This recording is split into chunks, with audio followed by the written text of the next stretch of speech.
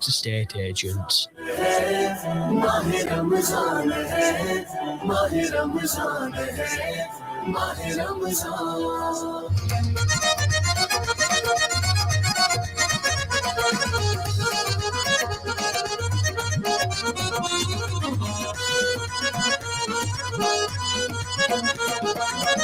जलवे है सारे तेरे ही दम से, आबाद आलम तेरे करम से, आबाद आलम तेरे करम से।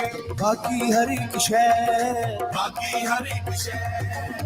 नक्शे कयानी सारे नबी तेरे दर के सवारी। शाहे मदीना, शाहे मदीना, शाहे मदीना, शाहे Medina. Assalamu alaikum, good afternoon. A warm welcome to Drive Time on this Wednesday afternoon. Where has the month gone? It is the 28th day of Ramadan and the 19th of April. Welcome to you. It's just gone 4:15 and live across Middlesbrough in the Teesside Area on 104.5. Online via the website CVFM.org.uk. And of course, you can download our app for absolutely free from the App Store. All you have to do is search for CVFM Radio, and I've just literally turned on the Facebook and YouTube stream as well, so you'll be able to watch us online or watch us later. If you are watching online and if you're on Facebook or YouTube, drop us a comment and inshallah we'll add you to our program today. And as ever, very quick off the mark is Brother Fiyaz Ahmed. He is saying, Assalamu alaikum, Idrees. Great to see you back. Wa alaikum assalam. Welcome back. I also have Ayan Ahmed. Are you the same Ayan that won the what is it called? Smooth print competition? Because we do have your personalized mug in the studio. So with your photo on, yeah, very dashing indeed if that's you.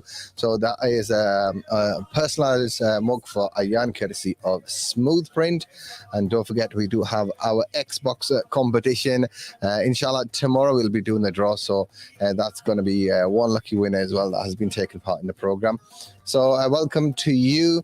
And someone else in one of the Facebook groups as well is saying, mashallah, welcome to you. And as I explained to you guys yesterday, that we were going to have one of the other candidates that is running for the mayor. And we had the incumbent mayor. Oh, did I say incompetent? I didn't say that. I said incumbent. Well, what's the word, Chris? Incompetent. No, I shouldn't say that. It is the current mayor, that is Andy Preston. He was with us sharing his achievements and his vision for the town if he's re-elected going ahead over the next 4 years. And we also have John Rathmal, hopefully coming towards the back end of the week as well. I'm not sure if the other candidate has responded yet, but we'll do our best to get him on as well. But it's really just an opportunity to meet the candidates.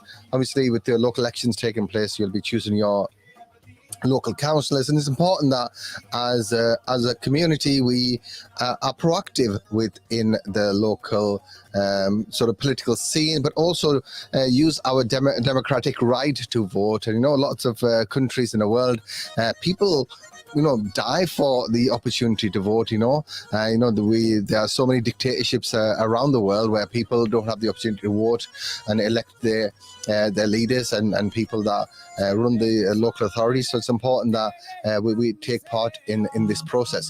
So hopefully you guys are already registered to vote. And there are some changes taking place in if you're going to the polling booth, because you need to take a photo ID. Some of that information is available on our website, cvfm.org.uk, in terms of what you need to take. But inshallah, over the next couple of days, we will share that information with you again on air as well. And without any further ado, I would like to welcome Chris Cook, who is our local councillor here in Middlesbrough. So, Chris, a warm welcome to you. And how are you? Oh, thank you very much. It's very nice to be here. It's great to be able to reach different communities. It's nice just to be able to get out. I've been speaking to loads of people so far, so this is just another avenue, which is absolutely great. Thank you for making time for us today. I know you'll be really busy with the election campaign, with leafleting and doorstep, visits and the like. So, just as a way of introduction, obviously, you're a councillor for the ward here in St Middlesbrough. No, so I'm currently councillor for Newport Ward. Newport Ward, yes. And the ward is the other end of Linthorpe Road, sort of Parliament Road, in that area. It's a ward with lots of issues in terms of deprivation, housing. There's quite a mixed communities down there. So what sort of challenges have you been dealing with over the last 4 years? Because you've been elected for one term now. Yeah, it was my first ever term elected as a councillor, and it was interesting to say the least. I've really enjoyed it. I've met amazing people, and I've loved every single day. I give up my job working in IT, and to then pursue working in the ward, to then make sure I could spend as much time as humanly possible there. So you made it your full-time role there, being a councillor? No, so I took up working for a charity locally, so that I could be in the ward. So I work for Streets Ahead at the minute. But yeah, I give up my career that I'd spent 16 years building to do that. Yeah, so Streets Ahead is sort of a community information drop-in centre on Parliament Road. So you're based right in the heart of your ward then? Yeah. Okay. Yeah, it's been challenging because it's quite a different ward. So it goes all the way from Borough Road all the way up to where the PDSA is. So on that West Lane, sort of Acklam Road, West Lane. Yeah. So that's a very different area once you get to the TS5 section. And their main issues was around stuff like the fact that they haven't got facilities. So I supported the chapel there, which is now thriving business. And it's just about making sure that you listen to people is the main sort of thing that I've taken away from it. So you're doing a role in IT, which you gave up. And what sort of role are you doing in terms of work-wise now with the Streets Ahead you mentioned earlier on? So now I currently I do a couple of different projects. One of the main ones that I'm working on at the minute is something called First Steps. Is where we try and engage with rough sleepers. We try and engage with anyone with a chaotic lifestyle and make sure that we can get them into services and try and get them on the right path, really. Okay. It's been an interesting project so far, and I will be really happy to continue it. But if I'm elected, that's one of the things I'm going to have to walk away from. But there's plenty of people who'll be able to take up my role and make sure that good work continues. Yeah, I mean, people with chaotic lifestyles, it's an area, and especially that ward, I think a lot of people in terms of drugs and alcohol dependencies. So it's great that you have an initiative based within the ward that is able to support those individuals to access the health and well-being support, but also housing and employment and the rest of it that goes with it.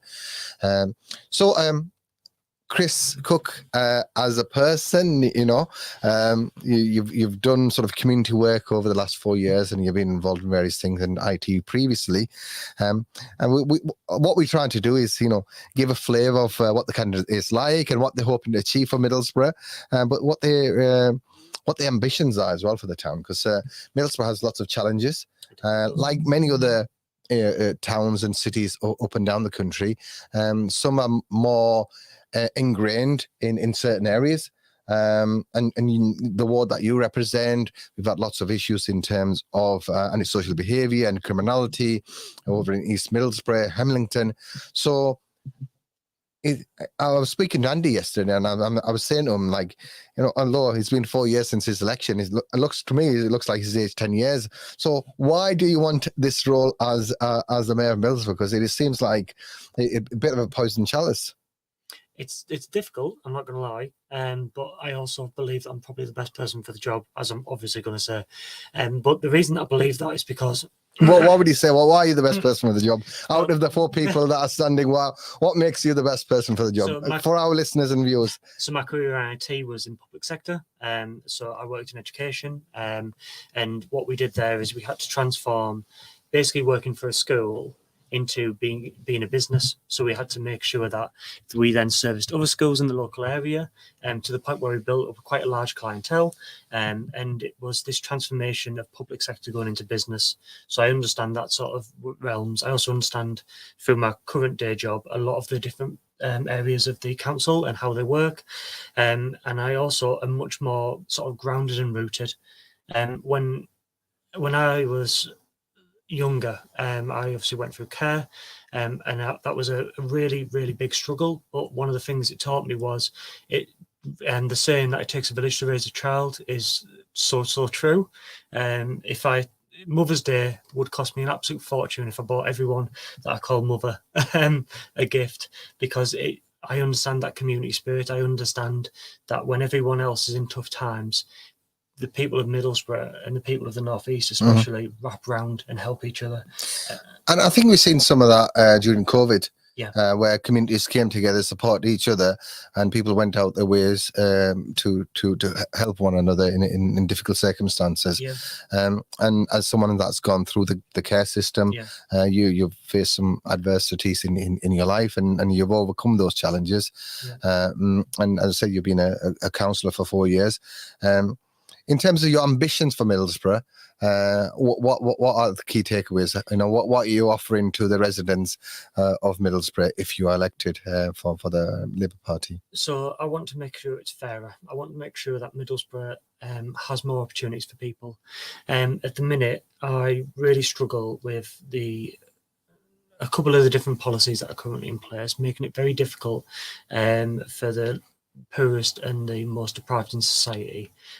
So how are you going to make it fairer? Because obviously, unless you get a change in central government, the allocation isn't going to change if Chris Cook becomes the mayor of Middlesbrough. So how are you going to balance the resources, and how are you going to find the additional resources that we desperately need for Middlesbrough to address the social issues that we have? It's not always just about money.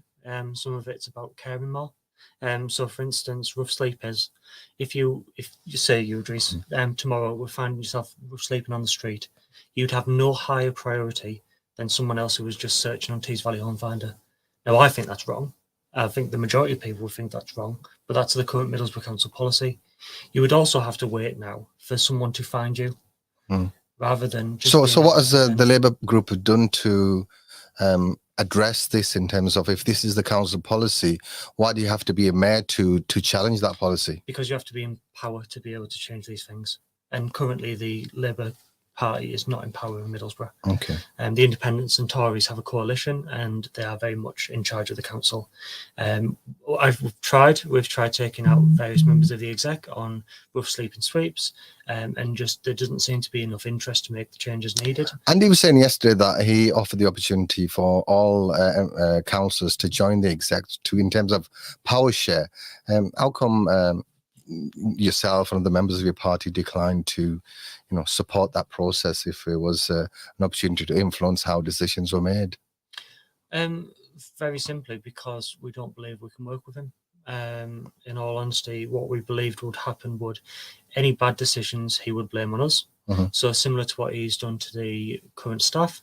Any bad thing that happens in Middlesbrough Council is some staff member, it's a council officer, it's the chief exec, it's the directors. Any good things that happen though, Andy Preston, and he gets to cut the ribbon. That's not accountability. That's just passing the buck. We need to make sure that if you elect someone as a leader of a town, that they take ownership of all the different issues, good and bad. You can't just take the nice things and then blame the rest of it on the council staff. That's not how leadership works. Okay, and some of the decisions you think that he hasn't taken ownership or leadership are, for example? So, for instance, the budget. The budget's a very good example. He is now claiming that the streetlights won't be going off, but he voted for a budget that would turn them off. So you don't agree with the budget that he's set. So was there a budget that the Labour Party proposed as to counter that? So one of the things that you have to do when you're an accountable person is you have to make sure that you set a budget that balances the books. When we were trying to set the budget and trying to set an amendment, 9 million extra funding was given from the government, which then instantly disappeared into children's services. And to this day, no one can tell me how that money was spent. At this time, when we were told that there was no money, he managed to buy the Crown at 750 grand. At the time when there was no money, he then spent an extra 30 grand on financial audits. At the time when there was no money, he manages to spend money. Even the current budget, which he agreed to and passed himself, he has then extended the wardens by 3 months. He has found money for the lights. All of this money, he claims, was not there before. So why is it there now? This isn't good practice. This isn't good accounting. And this is the exact reason why there's auditors currently looking at Middlesbrough Council, because we just cannot fathom out why he will not tell the truth. He will not be accountable, and he will not balance the books properly. So how and what are you going to do different to balance the books and be and show more accountability? Because in terms of, I mean, when politicians are going for re-election or election for the first time in your case, you know that they make big promises sometimes and say they're going to do things, and sometimes they have good intent and goodwill. Other times, you know, they pull things out hot air. So how, in terms of concrete policies, what are you going to achieve, hoping to achieve for Middlesbrough that Andy Preston's is an achievement at the moment? So none of my policies cost a great deal of money at all, because I understand the financial pressures that we're under. And one of the things that it's a lot of it... With the cost of living crisis, you think it's not going to cost any additional resources to implement? So there can be... we haven't heard the policies yet. I'm going to say, if you implement anything that is not going to cost any money, I'm really intrigued to hear about them, because everything, as far as I'm aware, is costing resources, and it seems to be the budgets are getting squeezed, and everything else seems to be going up. So I'm really intrigued to hear what sort of policy you have that aren't going to cost anything. Okay, so for an example, a public procurement board. So making sure that all the local public sectors, big players, so you've got the university, you've got the local schools, you've got the council, you've got NHS services, you've got all those public sectors, making sure that they buy local, it puts money directly back into the local economy. That doesn't cost a great deal of money. In order to set up that procurement board would cost barely anything at all, but the money put back into Middlesbrough coffers and put back into local businesses would be extraordinary. So are you proposing sort of all these public sector organisations have a unified or a cohesive procurement policy? Yes. That so. Yeah.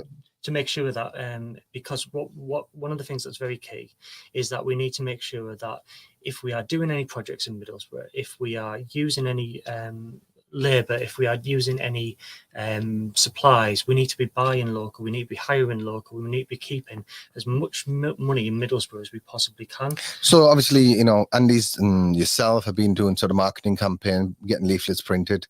So you would advocate getting a local Middlesbrough-based business to print those?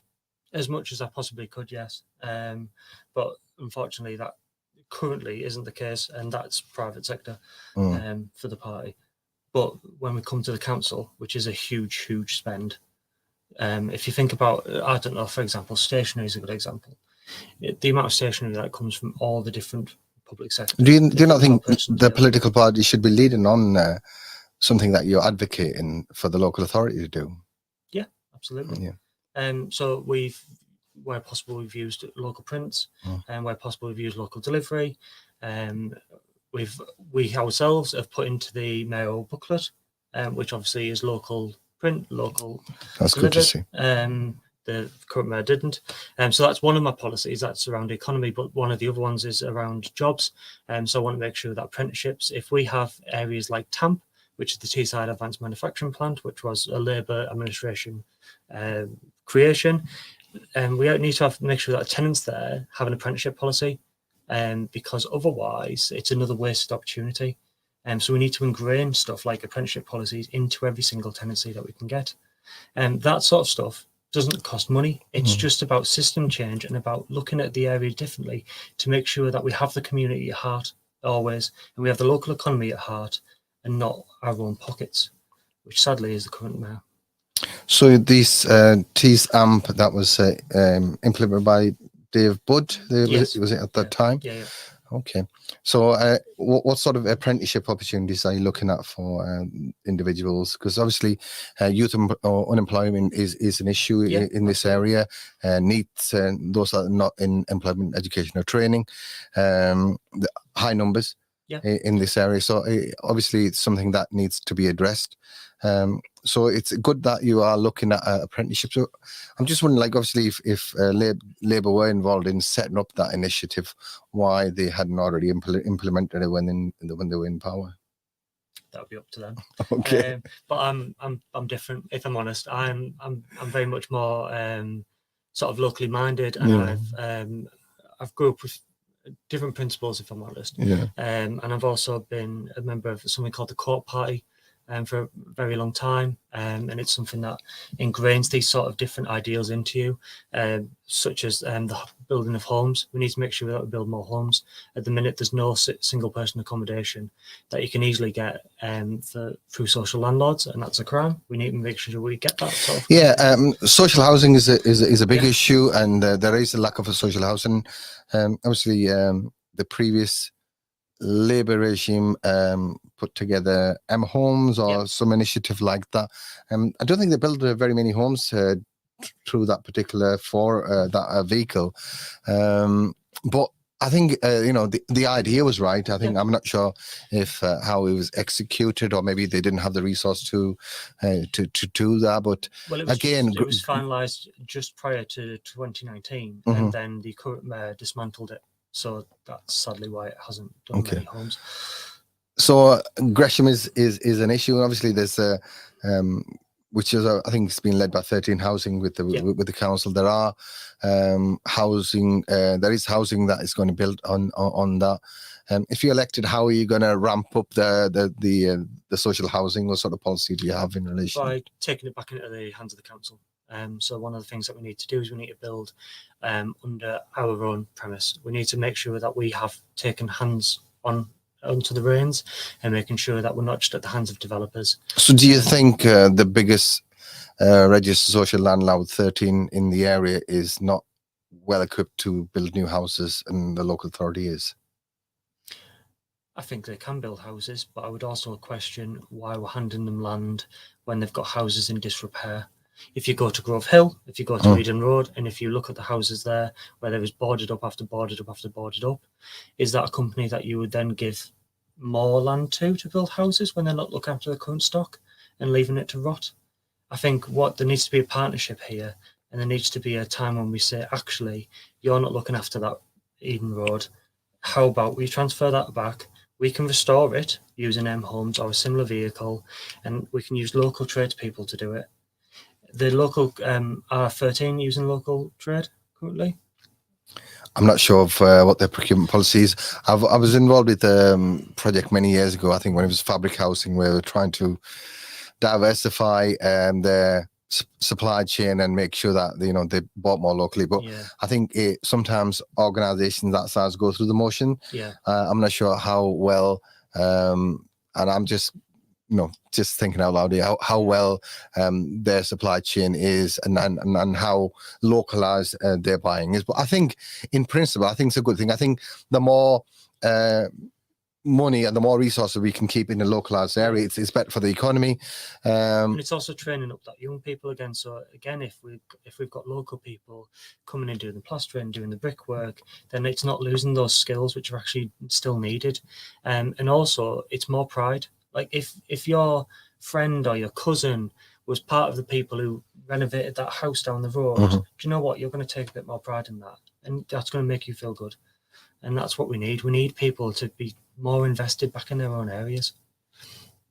So obviously, anchor institutes like Teesside University, Middlesbrough College, and these organisations have a key role in terms of supporting young people. So do you have any sort of policies around working with sort of education establishments and how they drive some of this work? Because I suppose as a mayor, you can only do so much in terms of creating those partnerships. You can't do that delivery element of it, can you?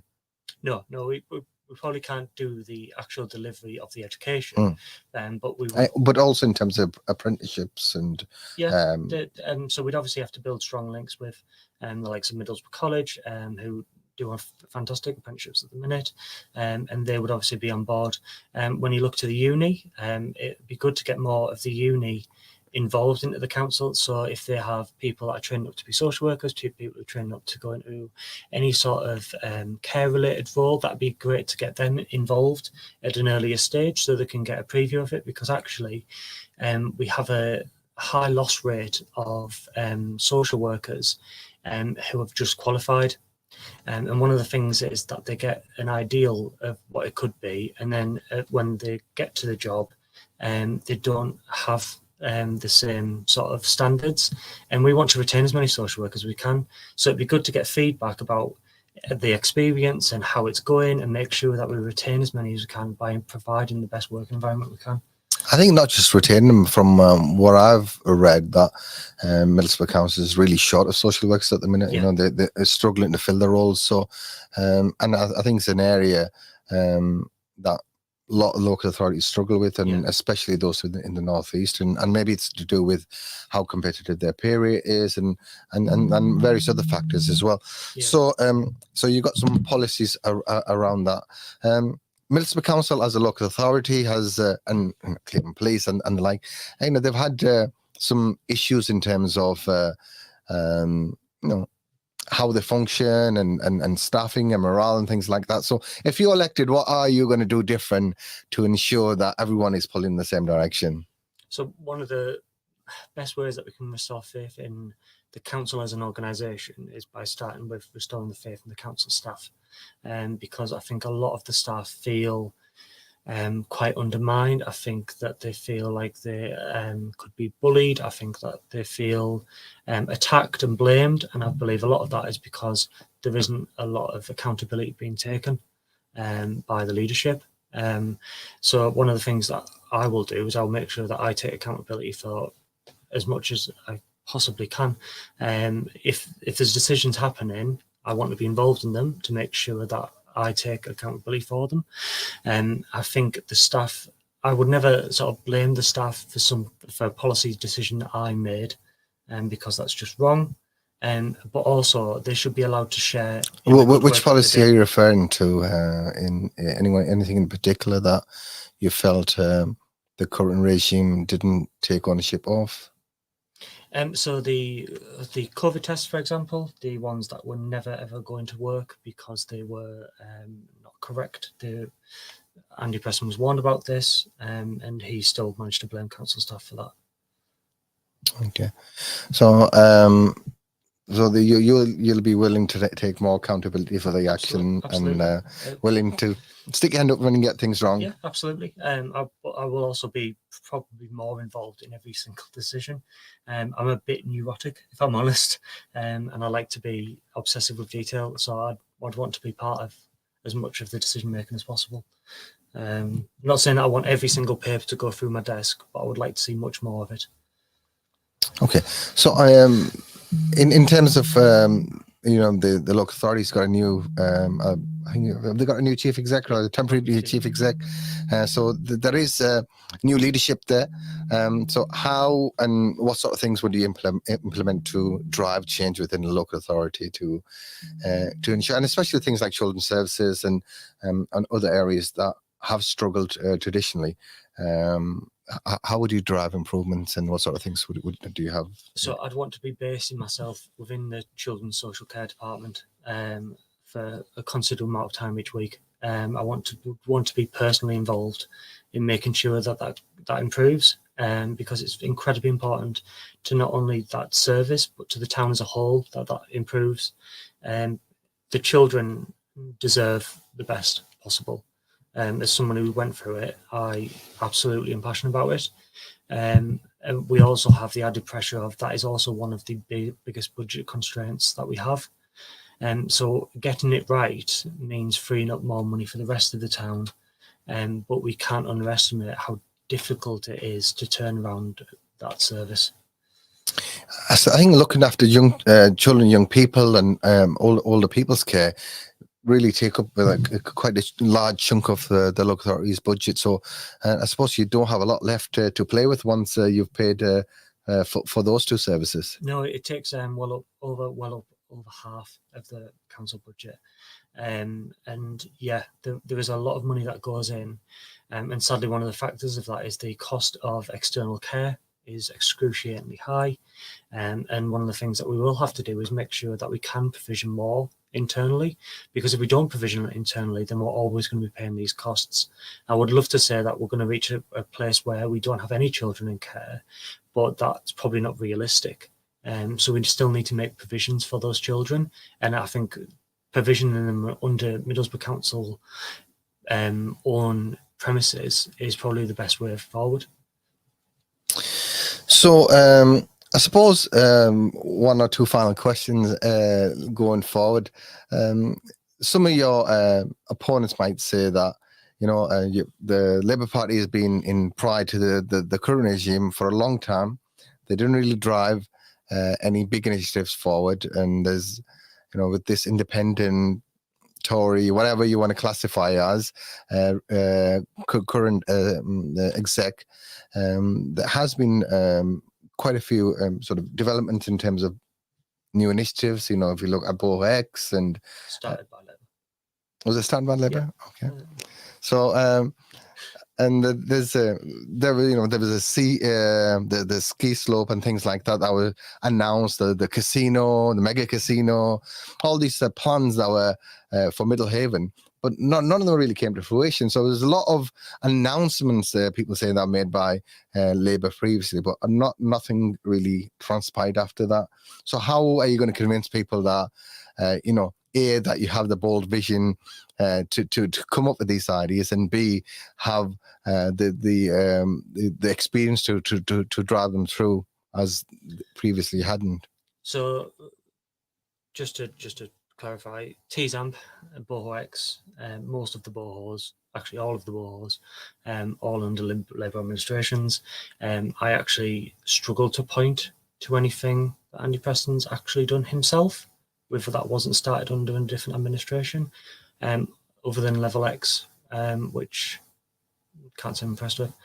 I think one of the things that you will get from me is I'm not going to promise you shiny, huge buildings being built in the town centre. What I am going to promise you is value for council tax and making sure that we get the basics right. One of the things that we are desperately struggling with is if you live out in the estates, people are saying that I'm seeing all this development in the town centre. I'm seeing you're buying up the Crown. I'm seeing that you've done that Level X go-karts, but I can't get to work without damaging my car due to the state of the roads. If we can't get those basics right, then the other stuff is almost irrelevant. People need to see value for the council tax. They need to see faith restored in the council as an organisation, rather than just headline after headline in the Gazette about scandal and scandal and scandal. We need to make sure that the taxpayer gets value for money. And by doing that, 3 ways to do that is to make sure that they feel safer, that their roads are well maintained, and that their local shopping parades are much improved. And at the minute, all of those things are being neglected. Andy Preston was saying yesterday they've secured X millions of pounds for potholes from central government, and I'm not sure if that's just for the Tees Valley or Middlesbrough, but he did mention about securing for potholes. But that is an issue that comes up and again wherever you go, you know, whether it's in Acklam or Berwick Hills or Hemlington, potholes seems to be an issue, and it seems to be forever. The local authorities are sort of patching things up, but you know, I think a lot of the roads needs resurfacing. So where are you going to find those extra resources? So that's just going to have to be a reallocation of money. So I'll make sure I stop the waste. So all the waste that we've seen over this 4 years will not be happening with me. And I'll make sure that those wasted millions go back into the roads, go back into local communities, and that we also, through driving local investment, by making sure we buy local, hire local, and keep money within Middlesbrough and not sending it elsewhere, that we then can reinvest all of that money. I'm hoping that we can make some improvements in children's services to bring down that cost, which will then be put back into the community. If we don't start investing in places other than the town centre, we are going to quickly find ourselves in trouble, because your local people, for example, if they're going to Berwick Hills, they aren't always going to the town centre. They're going to Norfolk shops, they're going to Morrison's, and they're probably going home. We need to make sure that those people have places that they can shop safely. Definitely. You mentioned the Crown a little while ago, and what would you do if you were the current mayor in terms of these empty properties that are blighting the community? They bring the area down. So what would your policy be if the local authority not purchasing them and trying to do something with them?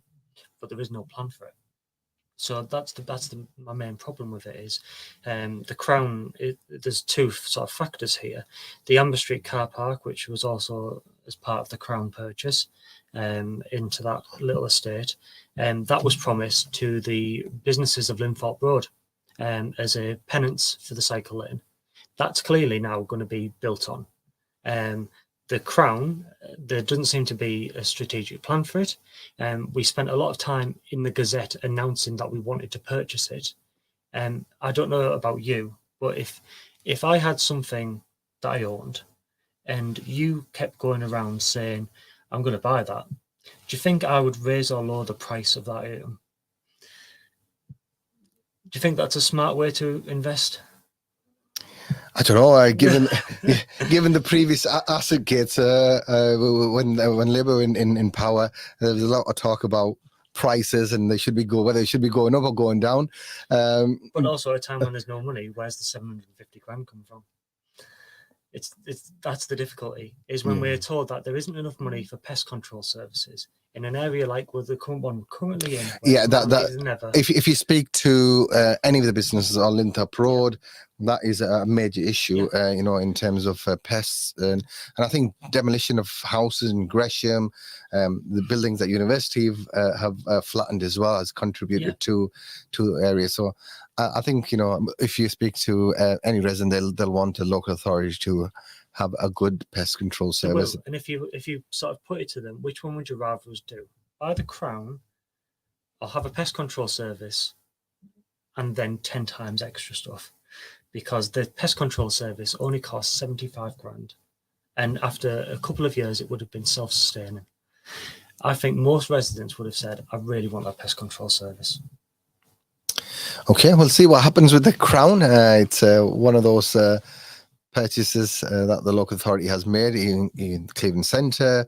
It's now owned by Middlesbrough Council.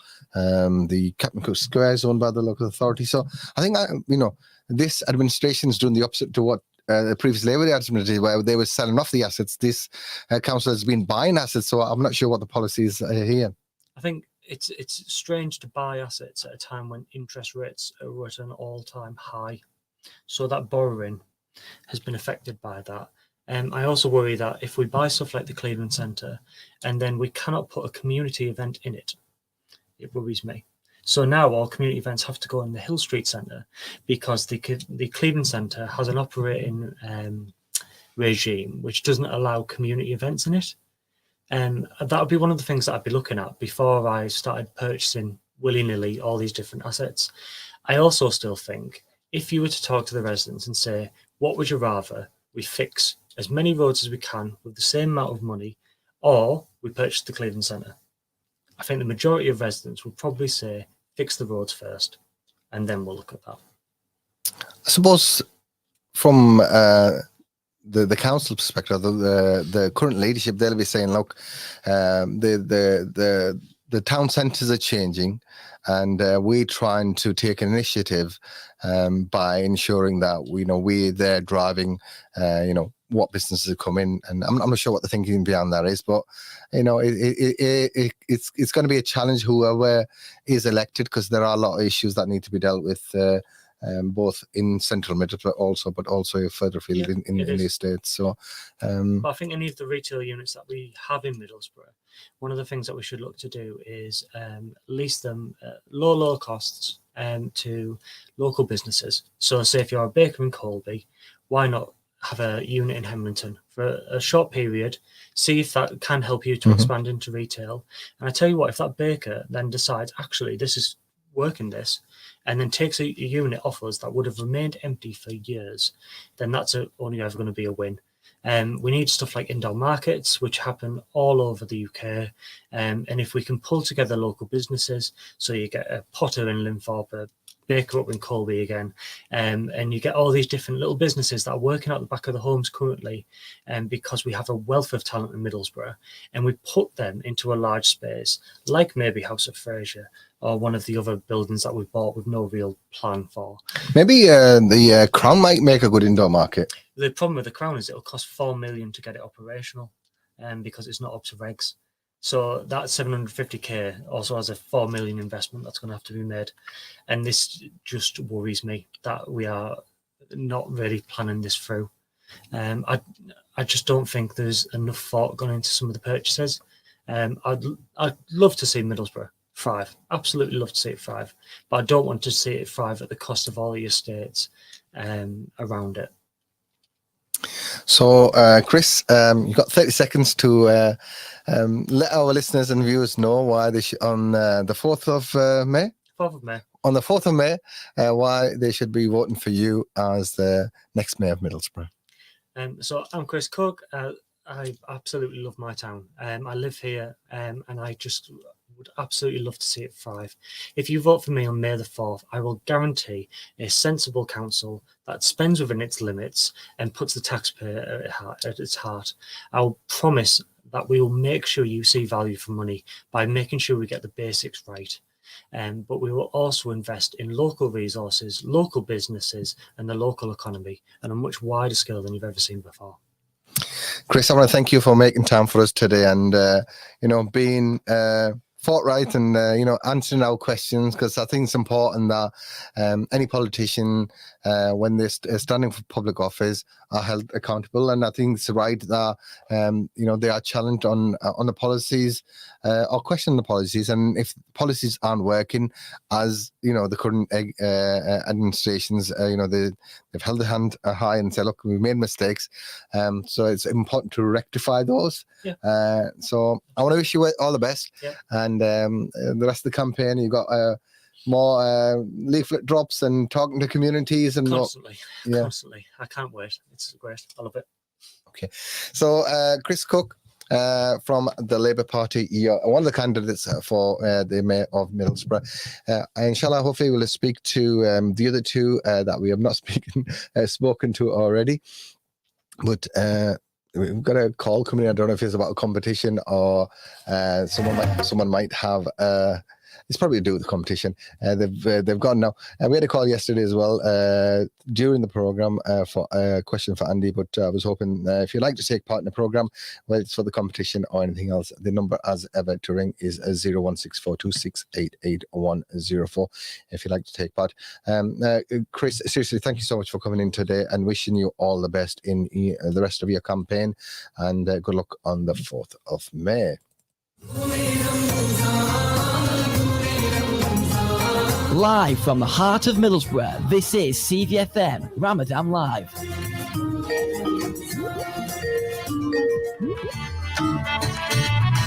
Al Makkah cash and carry Middlesbrough का काबिले एतमाद नाम Al Makkah cash and carry, जहां जो चाहिए वो पाइए। फल सब्जियों से लेकर आटे दाल तक, गोश्त से लेकर घरेलू रूट की हर शय तक, हर चीज ही सस्ते दामों। आइए और हमारे दोस्ताना स्टाफ की खिदमत पाइए, तो फिर कीजिए खरीदारी। Al Makkah cash and carry wholesale and retail, Linthorpe road Middlesbrough, TS1 4AP 01642 965 487। अगर करनी है खरीदारी तो फिर आइए Makkah cash and carry.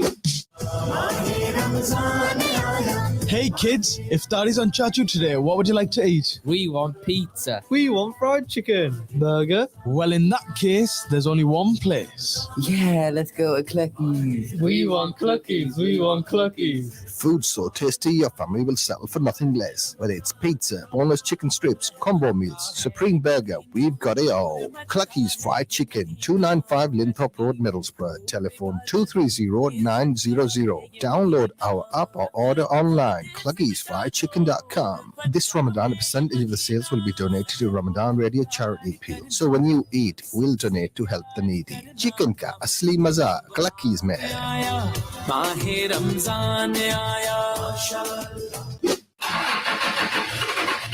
Car trouble? Don't sweat it. HH Auto Repairs has got your back. Our skilled technicians are specialists in serving all vehicles, including diagnostics, clutches, engines, and timing belts. Plus, we're experts at fixing MOT failures, so you can get back on the road in no time. And that's not all. We also offer free checks on pre-taxi tests and pre-MOT tests, so you can be sure your vehicle is in top shape before the test. And if you're looking for a deal, we sell low-cost, damaged repairable vehicles that are perfect for those on a budget. Come check out our selection at 43 to 44 Metcalfe Road, Skippers Lane, Middlesbrough. So why wait? Call us now at 07866 059 558. That's 07866 059 558 to schedule your appointment. HH Auto Repairs, your solution for quality and affordability. You have one new message. Can you please help us? We are running out of food. Thousands of children of my age living in poverty, sending messages like this and begging for your help. Let's come together to help them and bring smiles on sad faces. For donations, visit familiesrelief.org.uk or call 0114 365 4454. Don't be a victim of crime. This Ramadan, take the steps to protect yourself, your family, and your business with the help of Twin Security. Twin Security Systems is your one-stop for all your security needs. Specialists in alarms, CCTV for home or business, and even vehicle CCTV and tracking systems installed for your peace of mind. All brands supplied and fitted by our team of experts. We also offer PAT testing and all your electrical needs. LED security lighting, installation and maintenance. Twin Security Systems are checked and vetted approved, so you know you're getting a quality workmanship guaranteed. For a no-obligation free quotation, telephone us on 01642 687070. That's 687070. Twin Security Systems, keeping you safe. We know how difficult losing a loved one can be. That's why at Rose Memorials, we have experienced and friendly staff who can help you make the important decisions when it comes to memorials and tributes. We make quality, bespoke headstones with superior craftsmanship at competitive prices. We specialise in serving the needs of the Muslim community, offering Quranic verse and prayer engravings on our headstones. Our showrooms are open 6 days a week with a variety of memorials on show, so visit us at Cumberland Road, Middlesbrough, or a branch located at Harrogate Lane, Stockton-on-Tees. You can call us in Middlesbrough on 01642 820 795 or in Stockton on 01642 677 114. Rose Memorials, giving your loved one the memorial they deserve. घर में पकाने को ना गोश्त ना चावल ना दाल है आपको कुछ ख्याल ना मचाओ शोर मैं अभी जाता हूँ अलीज सुपर स्टोर जहाँ हर चीज ही दस्तयाब है अच्छा वही जो शायद टीसाइड की सबसे बड़ी सुपरमार्केट है हाँ वही जहाँ खाने पीने की अशिया से लेकर बर्तनों तक सब कुछ ही मौजूद है NHS स्टाफ और स्टूडेंट्स के लिए 10% discount free car parking Ali's super store Linthorpe road Linthorpe village Middlesbrough 01642 213 866 Ali's super store. CVFM Ramadan Live. Ji haan, Ali's Super Store. Welcome back to Drive Time, and we've had a few comments and messages coming through while I was talking to Chris Cook, who is standing for the Labour Party as the candidate for mayor here in Middlesbrough. So good luck to him, and nice chap, and he's got some ideas. And what do you think? Who do you think is going to get your backing? Don't make your mind up yet. We've got another, possibly two candidates that we would like to share with you in the sense of their policies and what they're all about. So we had Andy Preston, who is the current mayor, He is been in power about 4 years now, and Chris has been a councillor for 4 years, so he's got some experience working in local government as a councillor, representing the community there. But also we got Councillor John Rathmal, who is an independent for Nunthorpe area, and he is standing as well. So hopefully we can get John on tomorrow to have a conversation, and then we'll see where you go from there. But it's really an opportunity to find out what the candidates are like as a person, what policies they have, and who would you like to vote for in the elections. But regardless of what your political affiliations are, who you think deserves your support, it's important that you take part in the democratic process and to go out and vote. Make sure you take your photo ID with you when you do go to the polling booth. But if you are a postal voter, then you'll not need that. You can just choose the candidates, and obviously if you are in Martin or Nunthorpe, you'll have X number of councillors to choose from, and then one selection for the mayor as well. So please do take part in that process as well on the 4th of May. And also we're going to have Danish is not going to be allowed in the studio today because he was being very, very cheeky yesterday at the our dinner. So he's been banned from the studio. I'm not sure if Sister Shama is going to be in the studio today as well. So inshallah, we're going to go to a track, and after this track, inshallah, what we'll do is continue with some of your comments and your requests and dedications, and the competition hopefully as well. We're here for a little while, so let's take a listen to this, and I'll come to your comments right after this track. This is Shams Khan with Gya Mustafa, I think. Jiji Aige Mustafa Sallallahu Alaihi Wasallam. Welcome to you if you just joined us. जी नूर लेकर आया है. Big thank you to Mint Leaf for hosting our iftar dinner yesterday. If you've not checked it out, do check it out on YouTube. We were live for maybe about an hour or so from there. Spoke to a lot of people and had a nice iftar. Yes, we'll tell you more about that right after this track. Marhaba, bolo marhaba, bolo marhaba. बोलो मरहबा ये कौन से शहे वाला की आमद आमद है बोलो मरहबा सरकार की आमद मरहबा दिलदार की आमद मरहबा आका की आमद मरहबा बोलो मरहबा बोलो मरहबा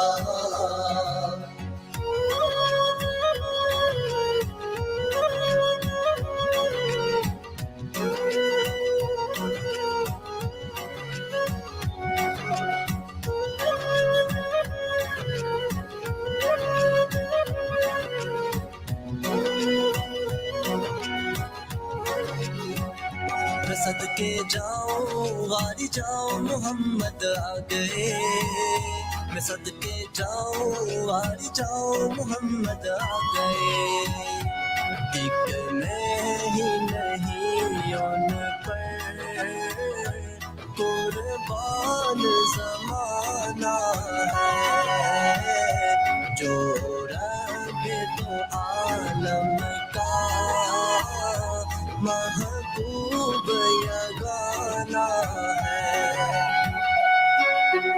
आया है प्यारे आका आया है सोने आका आया है मदनी आका नूर आ गए मुस्तफा मरहबा मरहबा आ गए मुस्तफा मरहबा मरहबा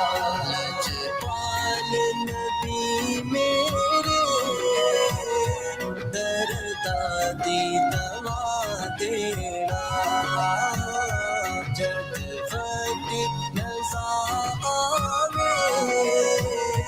दामन की हवा देना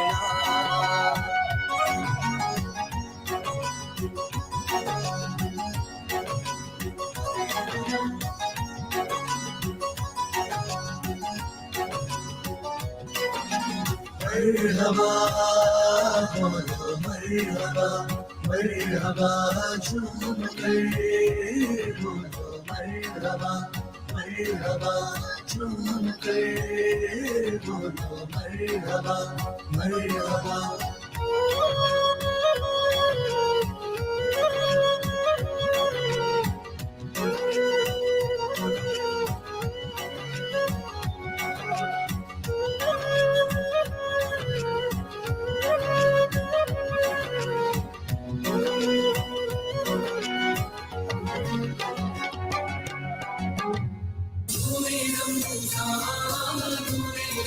CVFM Ramadan Live in association with Clucky's Fried Chicken, where you get the real food, real taste, real fast. Gigi, real taste, real food, real fast. Got Danish. Someone mentioned Cluckies and you didn't do Cluckies. What's happening?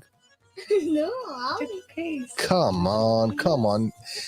So Cluckies. Make sure you don't break that screen in the back. So assalamu alaikum and a warm welcome to you after the break.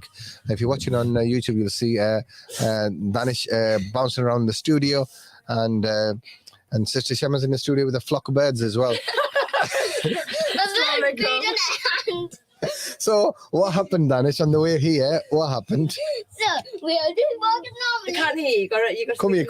You don't We were just walking normally when a bird fell on my mum's hand. How could it? What, did it land on her hand and it pooed? Or did it just drop from the sky? It just dropped from the sky like zoom. Oh. So it was like mehndi colour. It was like a mehndi colour. Show the picture. We want to show the picture. So maybe they were doing like a Chandrat special. and I see something on your hair as well. I think it bounced off your hair as well. No, it didn't. So you got a bit of mehndi poo on your hair. So listen. No. So what happened? You wash your hands now anyway. So I did with fairy liquid as well. Thank you very much. Fairy liquid. And the sleeve of my coat, the cuff of it. Oh. So have you had anything like that? Anything exciting like bird and pooing on you? It's meant to be blessing, isn't it? Is it? I don't know what to say. It's for poo-poo. So I can see you keeping distance from me. that was the highlight of Sister Shema's day today. A pigeon flying over. It was a pigeon, most likely a pigeon. Yeah. Maybe we got some poo analyzers out there that can that specialize on the sink now. that specialize in identifying the type of birds from their poo. But yeah, that was quite funny. So let's go into some of the messages. Huriya's just joined in. She said, "Salam, how are you?" Wa alaikum assalam. I'm okay, and Sister Shema is recovered from the bird poo. Recovered from the bird poo as well, yes. And Danish needs to go home and wash his hair because he's got some bird. I wash my hair every day. That's why it's gone like this. You don't have any hair. I wash my hair every day. He's washed it every day. That's why. He's worn it away. Also, I've got Joe Glasper saying, "Is today the last what?" Tomorrow might be the last. No, if we were here till Friday might be the last fast.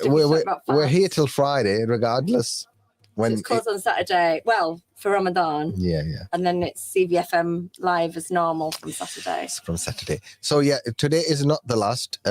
Tomorrow or not Friday is going to be last drive time, inshallah. And who else is there? I'll definitely miss Shamanara's scarf as. It's my mum's actually. Let me make it bigger. It's not the one that you can see through your head, is it? No, that's the green one. Yeah, no. It's got blue little flowers on it. Yeah, the blue's fine. Don't wear the green one. Maybe the bird likes so much poo. Blue, that pooed on you. Sky colour. I'll definitely miss Shamanara's scarf, as she always wears such beautiful colours and designs. I've never really noticed them, to be honest with you. Because when you look at the camera, you're looking at yourself, aren't you, really? Yeah. I'm just looking at everyone. Consistency with yourself. Isn't yeah. I'm just checking out my hair and stuff like that, make sure the hairstyle's all right. Hey, yo. So you're looking very dapper at the Yesterday. So iftar dinner mashallah. yesterday. And you both were. Although you were in black, you both had shalwar kameez and a You jacket. had a nice waistcoat on as well. What was it you wearing? Shalwar, wasn't it? Shalwar, yeah. Where did you get it from? Are we allowed to say brand names? No, are we allowed to say brand names? Yeah, same. It's from Next. Next? Yeah. Really? Next. Yeah, they Wow, do nice. eat clothes. They And do we shalwar. found it in a Valdi section. No, You found it in the sale section. It was £2. So who else is there? She said, Lima saying the dessert yesterday at Mint Leaf looked really delicious. Oh, I It didn't made me realise want to that you make were a dessert there. for the family today. Yeah, we had. There was another table. They had. Korea and that was courtesy of. no one came up to say Assalamu alaikum to me, so I just Yeah, didn't know who was who. because you've been antisocial and sitting with Julie. I was Our stuck. Julie. I was Our actually Julie. glued in between our Julie. I was glued between Julie, Danish, No, my that's just. mum, and Yeah, another no, auntie. no, actually, like I said, everyone had their own little groups that they were sat with. But I did go around and sort of have a chat with lots of people. I did and- a little bit as well. So yeah, Alima saying the desserts were looking delicious. Yeah, big thank you to brother Shoaib for Shoaib Shebi Slam.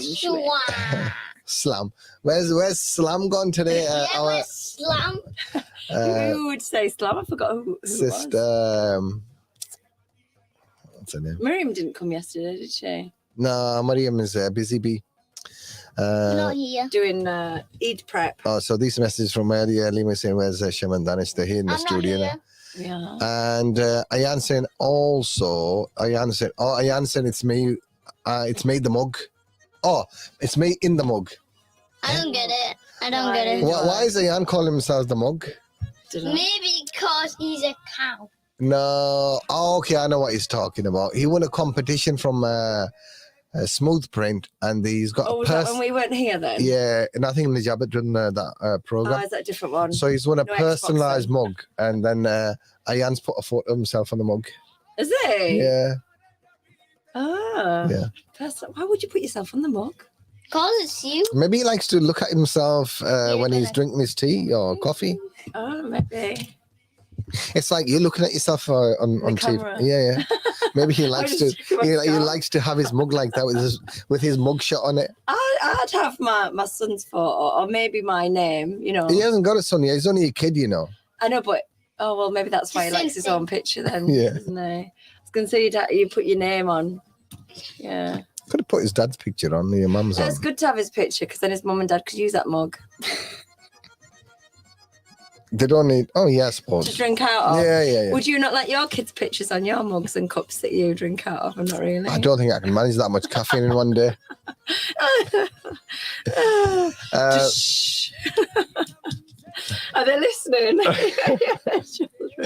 I'm not sure. It's saying also, will I be entered into the Xbox No, because because it was a different competition. Uncle, that's a this was is a a drive drive time. time. So this Special drive time special. yeah, the competition, the Xbox competition is exclusively reserved for drive time listeners. Has he won on? Has Ayan won on drive time? I can't remember. No, I don't know. I have to go through that list. I'll do it tonight for you. And Yes, inshallah. go through that tonight. Because the so- draw's tomorrow, is Why it did you right? say it like yeah, that? we're going to do the draw tomorrow. Should say- Oh, well, no, I think it's Friday, isn't it? We're going to do We're it doing Friday. it Yeah, we Friday? said the last day of Ramadan. Okay, I might be here then. Yeah, so. Might be here. Oh, so there's another one tomorrow. So, Huria is saying, Assalamu alaikum. Idrees, how are you doing? Wa alaikum assalam. I'm doing. I'm doing. Well, Yeah. Cool. And who else? Lima is saying, Assalamu alaikum wa alaikum assalam. And she's saying, great to see a guest in the is that studio. earlier on. Yeah, I had Yes. Councillor Chris Cook, Watch it. who is standing as the candidate for the mayor here in Ooh, are you Middles. getting them all in? I'm trying. Few I'm of trying. I had and So the, can I get the whole well, what's that board? word? Like the current is it incumbent? Incumbent. What's the word? I'm trying to think of the word and I can't get it out of my mouth. Incumbent. Incumbent. Does that mean the current mayor? Incumbent. Yeah, that's what I was trying to say, and I think I said something else. Current. Incumbent. Incumbent is the current holder. Yeah. That was the word I was looking for. Incumbent. Yeah. So I didn't mean incompetent. You didn't say that. You said incumbent. You did actually. No, previously. Oh, did you? No. You didn't say it. No, I didn't. To It was a joke. I knew it was incumbent, and that was a word I was looking for. I mean, it just means whoever's currently in position of the mayor or any office. No, the incumbent anchor is Shema. That means like she's currently in the seat. So yeah, thank you to Chris, and we've had opportunity to speak to two of the candidates, and hopefully two more left. I've been in touch with Councillor John Rathmell today for tomorrow. I am trying to get him on the show tomorrow.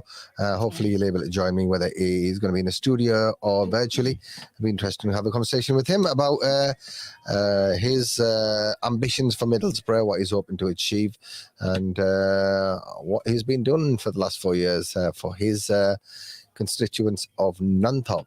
So, but it was nice to see quite a diverse range of people yesterday. Shama, what was your thoughts on yesterday's iftar dinner?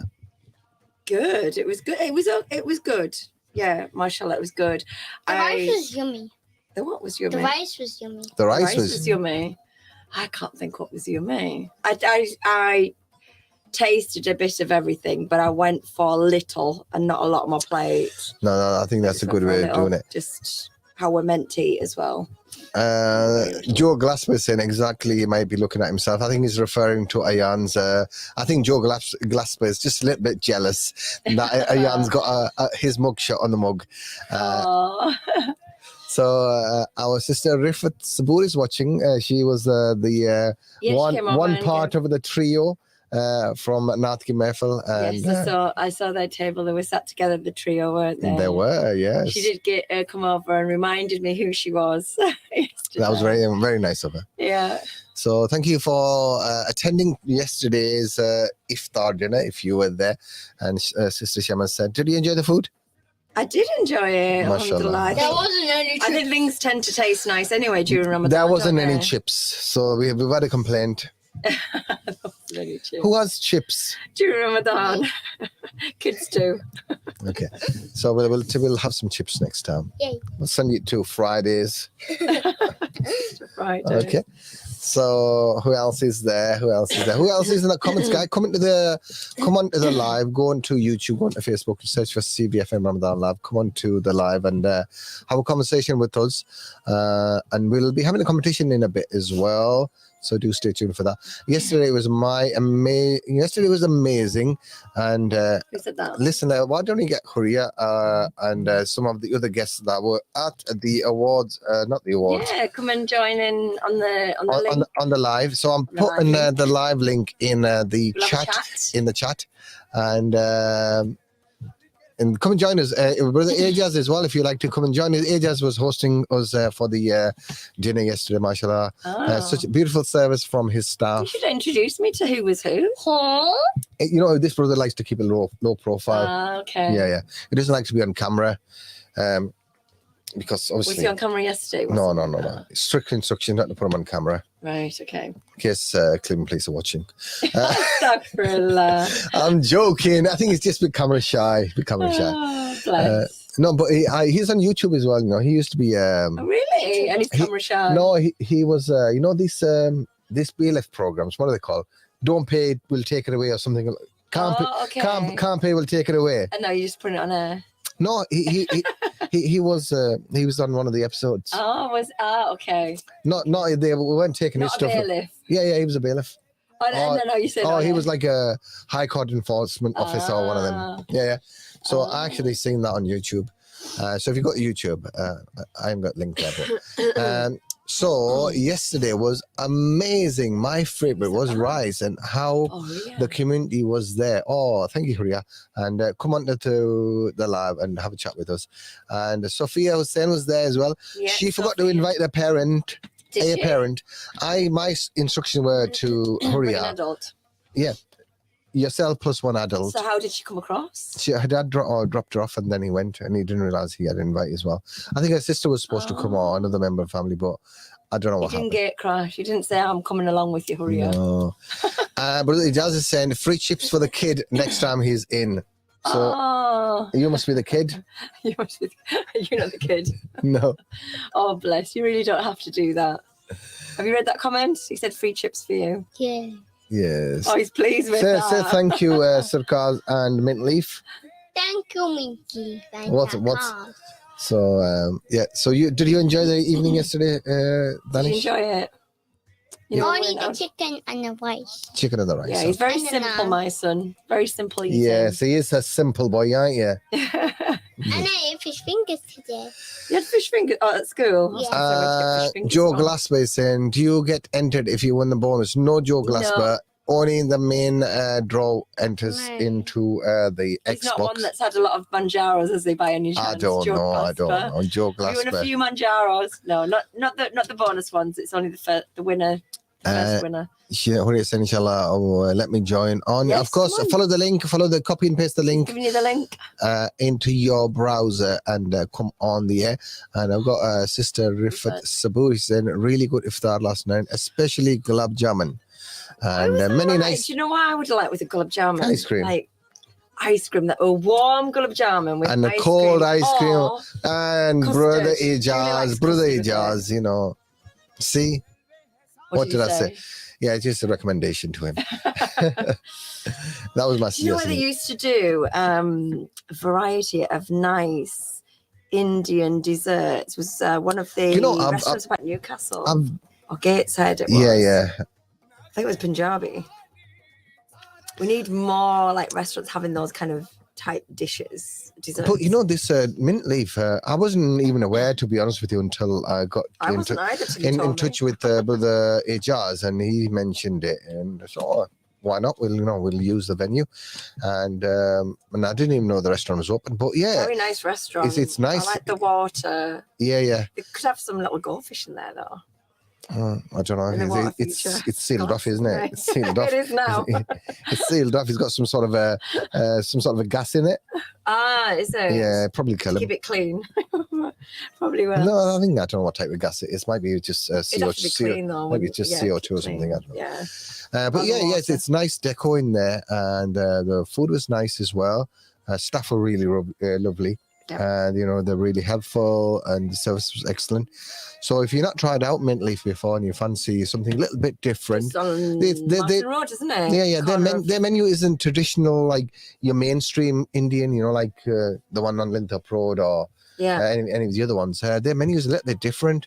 A few different variety of foods in there because South Asian Indian food is even if you look at India itself, the diversity within the Really population of diverse. India, but also if you look at Pakistan, there's so much diversity within food as well, within people. So a lot of restaurants, they tend to be quite generic. Right. Yeah, like lots of mainstream sort of Indian restaurants. Yes. So wherever you go, you get the same sort of thing. But these guys are sort of their menu is quite varied, which is good. So do check out Mint Leaf on Martin Road, just opposite the Baltimore Hotel and just adjacent to the Longlands Hotel. Yep. And it's free car parking at the back as well. Yeah, so do go and check them out, and inshallah you'll enjoy. Let them know that we sent you, and hopefully you might get a discount. You never know. Can't promise it. But no, I'm not asking you to go and ask them for a discount. Go and check them out. Go and check them out. Oh, we've got a Huria. We've got a Huria there, and we're going to offer a warm welcome Give to us a Huria. wave. Assalamu alaikum, Huria. Huria, put your phone the other way around. Put it in landscape mode. Yep, she's gone. Yes, She's that's fizzed round better. as well, That's 360. better. That's better. All right, keep it still. Keep it still. And so we're going to go back to Huria in a moment. And so, how are you holding the phone? Have you got a tripod? No. Oh, okay. Move your finger away from the lens. It's to hold the phone. Yeah. Who's holding the phone for you? I'm trying to hold it myself. I can stand it on something. Yeah, go and stand on something. Bless her. There we go. Oh, that's better. Hands free. Hands free. So we can see Huria. Yeah, stand there. So that's mashallah. That's a beautiful picture there. And stay out the sun. Have you got blinds in the house? Yeah. All right, close the blinds. No. No. He's just teasing you. No, this is fine if you just stay there. So, Assalamu alaikum, first of all, and welcome to Drive Time. Wa alaikum assalam. How are you today? Alhamdulillah, I'm fine. And where's Sophie today? I'm not sure. She's in the comment section. So Sophie was at the awards. I didn't even see you and Sophie yesterday. I didn't even. There was one. No, I seen them hovering around, but when I was going around having a conversation, I didn't see them, so I didn't get the opportunity to speak to our Kids Corner hosts. Was Medina there as well? Yeah, we were all there. You walked past us like so much times. Oh, I'm sorry. Probably There were little people, weren't there? That's yeah, why you little missed people. them. Yeah. So, what was your take on the iftar, and what did you enjoy about it? It was really nice. I really liked how it was like a buffet, so you can just like go straight and get the food. A buffalo. A buffet. A buffet. That's what she said. I know. I'm just teasing. Yeah, it was nice. People can just go and have what they want and has as little or as much as they want. And so, what was your favorite food last night there? Mine probably was like Danish's, the rice. Rice, yeah. Yeah. And did you miss chips? Not really, because my mum doesn't really make them. Your mum eats healthy food, yeah? Yeah, unfortunately, we always have doubt. You can make chips at home. That can be healthy. We do have potato wedges, so sometimes. Potatoes, you chop up the potatoes, and if you want to go really healthy, put them in the air fryer. Oh, okay. Yeah, that's what we do. That's good. Stay healthy this Ramadan, guys. Stay healthy. That's the end. So you've gone back to school this week. How has it been for the last 2-3 days? Have you struggled with waking up for Siri and then going back to sleep? And how has it been? It's been fine. School, like in the hours, have been fine, but waking up's the problem because obviously now Isha is really late and I read Tarawih, so it's kind of hard. Oh, okay.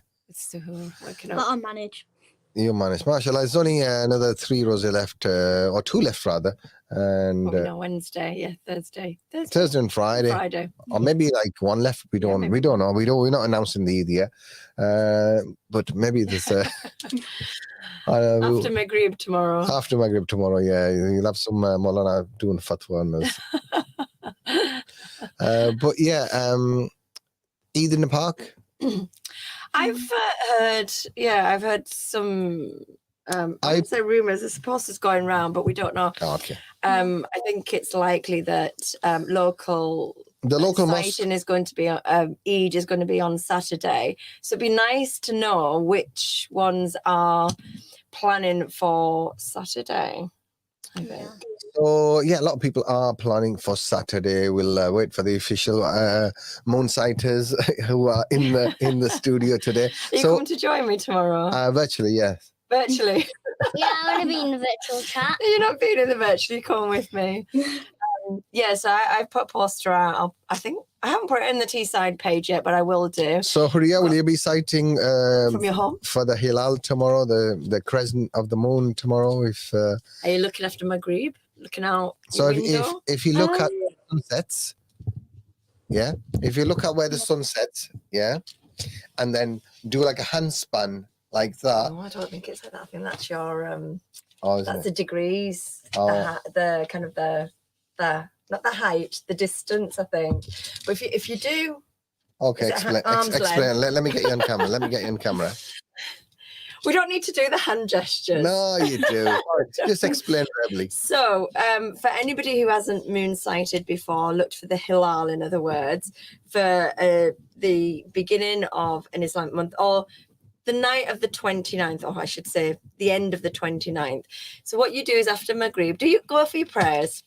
And then what you do is, if you know where the sun sets, watch the sunset and the moon will follow it. And it's generally about 20 minutes after Maghrib up until moonset that you're likely to see it.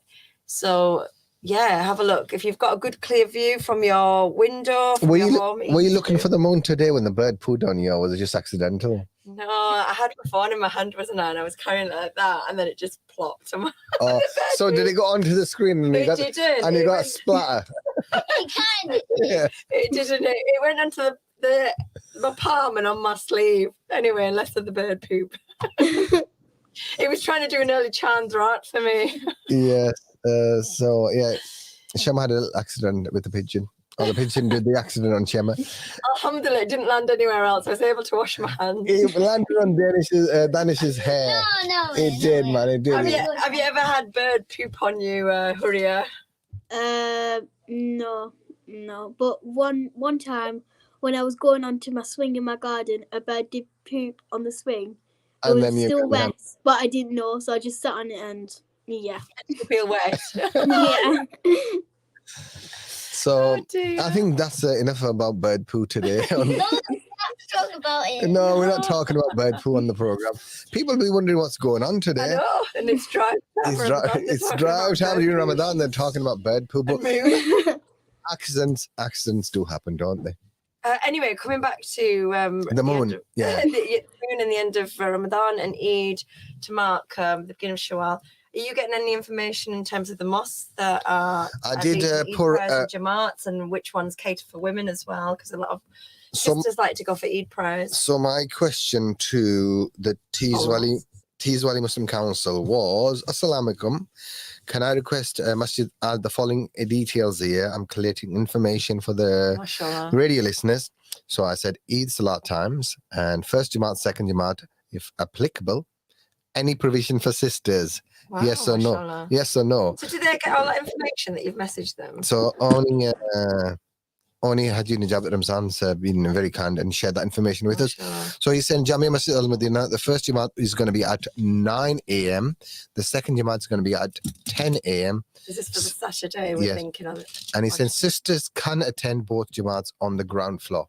Ground floor. I get confused because one time it was on the first floor, wasn't it? Or No, it's it's now a on the ground floor. Ground floor, yes. And is that a different side entrance, the traditional entrance that sisters go? Yeah, so it's if you go from Parkway Road end of Right, yes, Waterloo so Road, that it's the entrance, first entrance on the left and this side of the masjid. So if you would like to go and do Eid Salah, you can join the Jamia Masjid Al Madinah on Saturday. I didn't say Saturday, Oh, on Friday. Eid day. Friday. Don't be announcing Eid yet. I'm looking at the data. I And publish them on Thursday evening then. yeah. So looking at data, lots of guesses are it's going to be on Saturday, but confirmations tomorrow night. But whatever this a decision has been made by the Royal Halat Committee or Royal Lord Committee. I don't think the King's joined yet. yeah, I think it's called. It's the Royat. It's not the Royal. Riot. Royal Halal Committee, not the Royal one. Dear me. I heard Prince Charles is going to be on it as well. That's news to me. Yeah, don't you know? No. You obviously get all That's the only way of unifying the Muslims. King Charles. Oh, yeah, he's king now. Has he been? He He gets hasn't his been. coronation. Oh, we get 3 bank holidays, by the way. In 3 weeks. When do we get 3 bank holidays? So in May, you always get 2 bank holidays, don't you? Bank holiday Monday, the first Monday and the last Monday. And he's doing it. It's in my calendar anyway. I booked 3 holidays and I've got 11 days off. The second Monday. With the 2 weekends and the 2 bank holidays, if you book together. Yeah. So I've That's took. the first week. Yeah. It's very clever. Mm. Mashallah. So yeah, the second bank holiday, the second Monday is also a bank holiday, and that's his coronation, isn't it? Might be in Spain. So you're celebrating from there. I'm not sure. I'm gonna They be. probably have flags out there. Will Yeah. I'm gonna have my Union Jack shorts on and. Anyway, not. I think Huria's got bored of it now. So Huria, how are you doing? I'm good. How are you? Yeah, these guys are just talking about bird poo today. So we're gonna go. You're the most. We're gonna go to a quiz in a moment. And have you done your class today? Class? Oh, that's. Not Do you yet. still, do you still I'm do your s- class? I'm sending it. You're sending it. Yeah, What's the like class? through a voicemail. Oh, so you're gonna read your subak and send it as a Okay. voice note. Yeah. I suppose that's one way of doing it. Oh, Streamlining education online. Yeah, send us Entrepreneur in the making, send Huria. us a voice. No, not say it's a tutor. Oh, okay. She's so- not a tutor. She's so yeah, sent it to her tutor. yeah. So she's Okay. getting tutored. Tutored. Okay. I wanted to ask Korea. Is that another name for someone that's getting tutored? Is it like a tutee? Yeah, I think you would put the E on the end. I don't even know if that's a word. I think I made it up. I wanted to ask Korea, are you doing anything nice for Chandrat? Whichever, probably 2 Chandrats, but you're going to be doing something nice tomorrow evening? Yeah, tutee is a student. You know, my English is better than I thought. You'd be surprised. I suppose occasionally. I'm Do you know not. anything for Chandrat? English is my second language, you know that. English as well. I'm not really sure yet, but I'll probably, Mindy? just sit down and read Quran a lot and just do bits and bobs. Bits and bobs. What's bits and bobs? Like read the Rush Sharif and like Okay, link to the Quran. Okay. Mashallah, mashallah. Good advice from Huria there. And that was a message we read earlier on. And Idrees is man of the party yesterday. Astaghfirullah. Iftari, yeah. Yeah, it was nice. I had my what was it called? Shalwar kameez, and yeah. I had food yesterday. I'm hungry again. I only had a sort of a glass of water and a couple of dates in the morning. So I am. You have to have something a little bit more filling. I know, but I didn't feel like it in the morning, and now I'm feeling it a little bit. But yeah, it was nice that people made an effort. Like Danish, he's normally like a little scruff bag, but he can't. Don't say that. From school. I'm joking. Yeah, that was a nice azan by Aman, wasn't it? Yeah, so Mashallah. yeah. If you're wondering what we're talking about, if you have joined us. We had iftari, community iftari, wasn't it? We had a community iftar dinner, courtesy of or in association with Mint Leaf at Sarkar's restaurant. And it wasn't just the presenters from CVFM. The mayor was there. There was different face from different backgrounds. Leeds, wasn't there? The leaders. Incumbent. What was the word again? Incumbent. Is it incumbent? Yeah, incumbent. The current. Incumbent. Okay. Your pronunciation is sometimes like mine. Incumbent. I did tell you English is my second language. What's your first? It's what is it?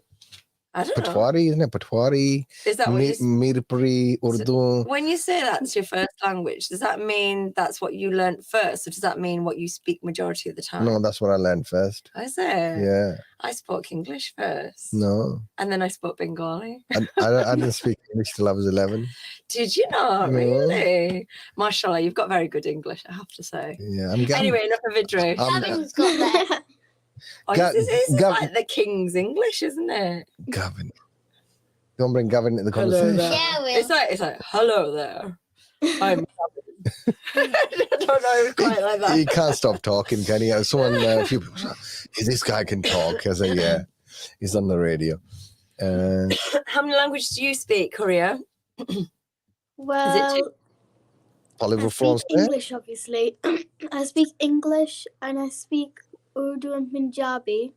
Oh, there's another 2. And I'm learning Arabic at the moment. To speak Arabic, or are you learning Arabic as in the Quranic Arabic? To learn to speak. Oh, mashallah, that's 4. And what language subjects will you be taking at school? Are you taking English? Are you taking German, French, Spanish, or Arabic? I'm not sure. You can take Arabic as GCSE, can't Yeah, you? I guess so, but Self-study. it's still like a few years still because I'm still in primary. I know, but you can take them anytime, can't you, GCSEs? There's a lot of there's a lot of homeschooling children as well. I remember we were doing I took French and I can't speak French. Bonjour. you know, you did enough to Je m'appelle you did enough to Idrees, get like a C in GCSEs, yeah. So anyway, let me tell you this story. There was another lad, and we had to do like an assignment on as part of French, and he chose right. So You had to do an assignment. Yeah, go on. I don't even know what's coming next. no, it's funny, right? So we had to do different, assignment with which is somehow linked to France, and I think I did something around Eiffel Tower and stuff like that. And he wanted to do it on French cars. Okay. So and then we went to on a trip somewhere, and then he met someone right randomly, who was France, like he was French, but he was living here. And he got talking to him, and he goes, "Oh," I said, "Well, like he's French, get some information of him." So he goes over to him, goes, "Hey, bonjour, André Citron," right? And he goes, "Oh, nice to meet you, André Citron." And he goes, "No, I'm not André Citron. I want, the car Citron, right? Citron. Yeah." So he wanted to find out more about it. He wanted to know more about it, but the guy actually thought he was called André Citron. Oh.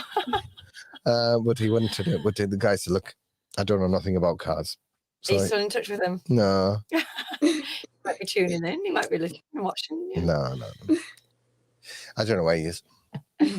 Yeah, he was a funny guy. Do you like recall people, like if you went to a school with them and wonder like where they might be? Not from my primary school, but secondary school. There's a couple that once a year we catch up and we go out for dinner. But I communicate. We speak with each other now and then. But other people, I seem to have forgotten. Like, or they might message me and I'm like, I see some people, that I recognize, that I like say, "Oh yeah, he was like in my year, but mainly in the Scales of Justice and Evening Gazette." Yeah, I've seen a couple that I recognize you, but then I don't say anything. I'm not seeing anyone cry much. And one of them, I think, in the supermarket at the tills, I think, and I'm like, "I'm sure I recognize you from school. You've not changed very much. You've got those features," but I don't say anything. I actually met someone maybe after 30 odd years, about 30 years, right? And obviously we with recognize each other. Yeah. And we with our business. Yeah. So I went to her house, and then she goes like, "You look familiar." And I remember the name as well. Yeah. She must have been 13, 14 at the time. Yeah. So I'm not giving away my age. I'm like 44, but yeah.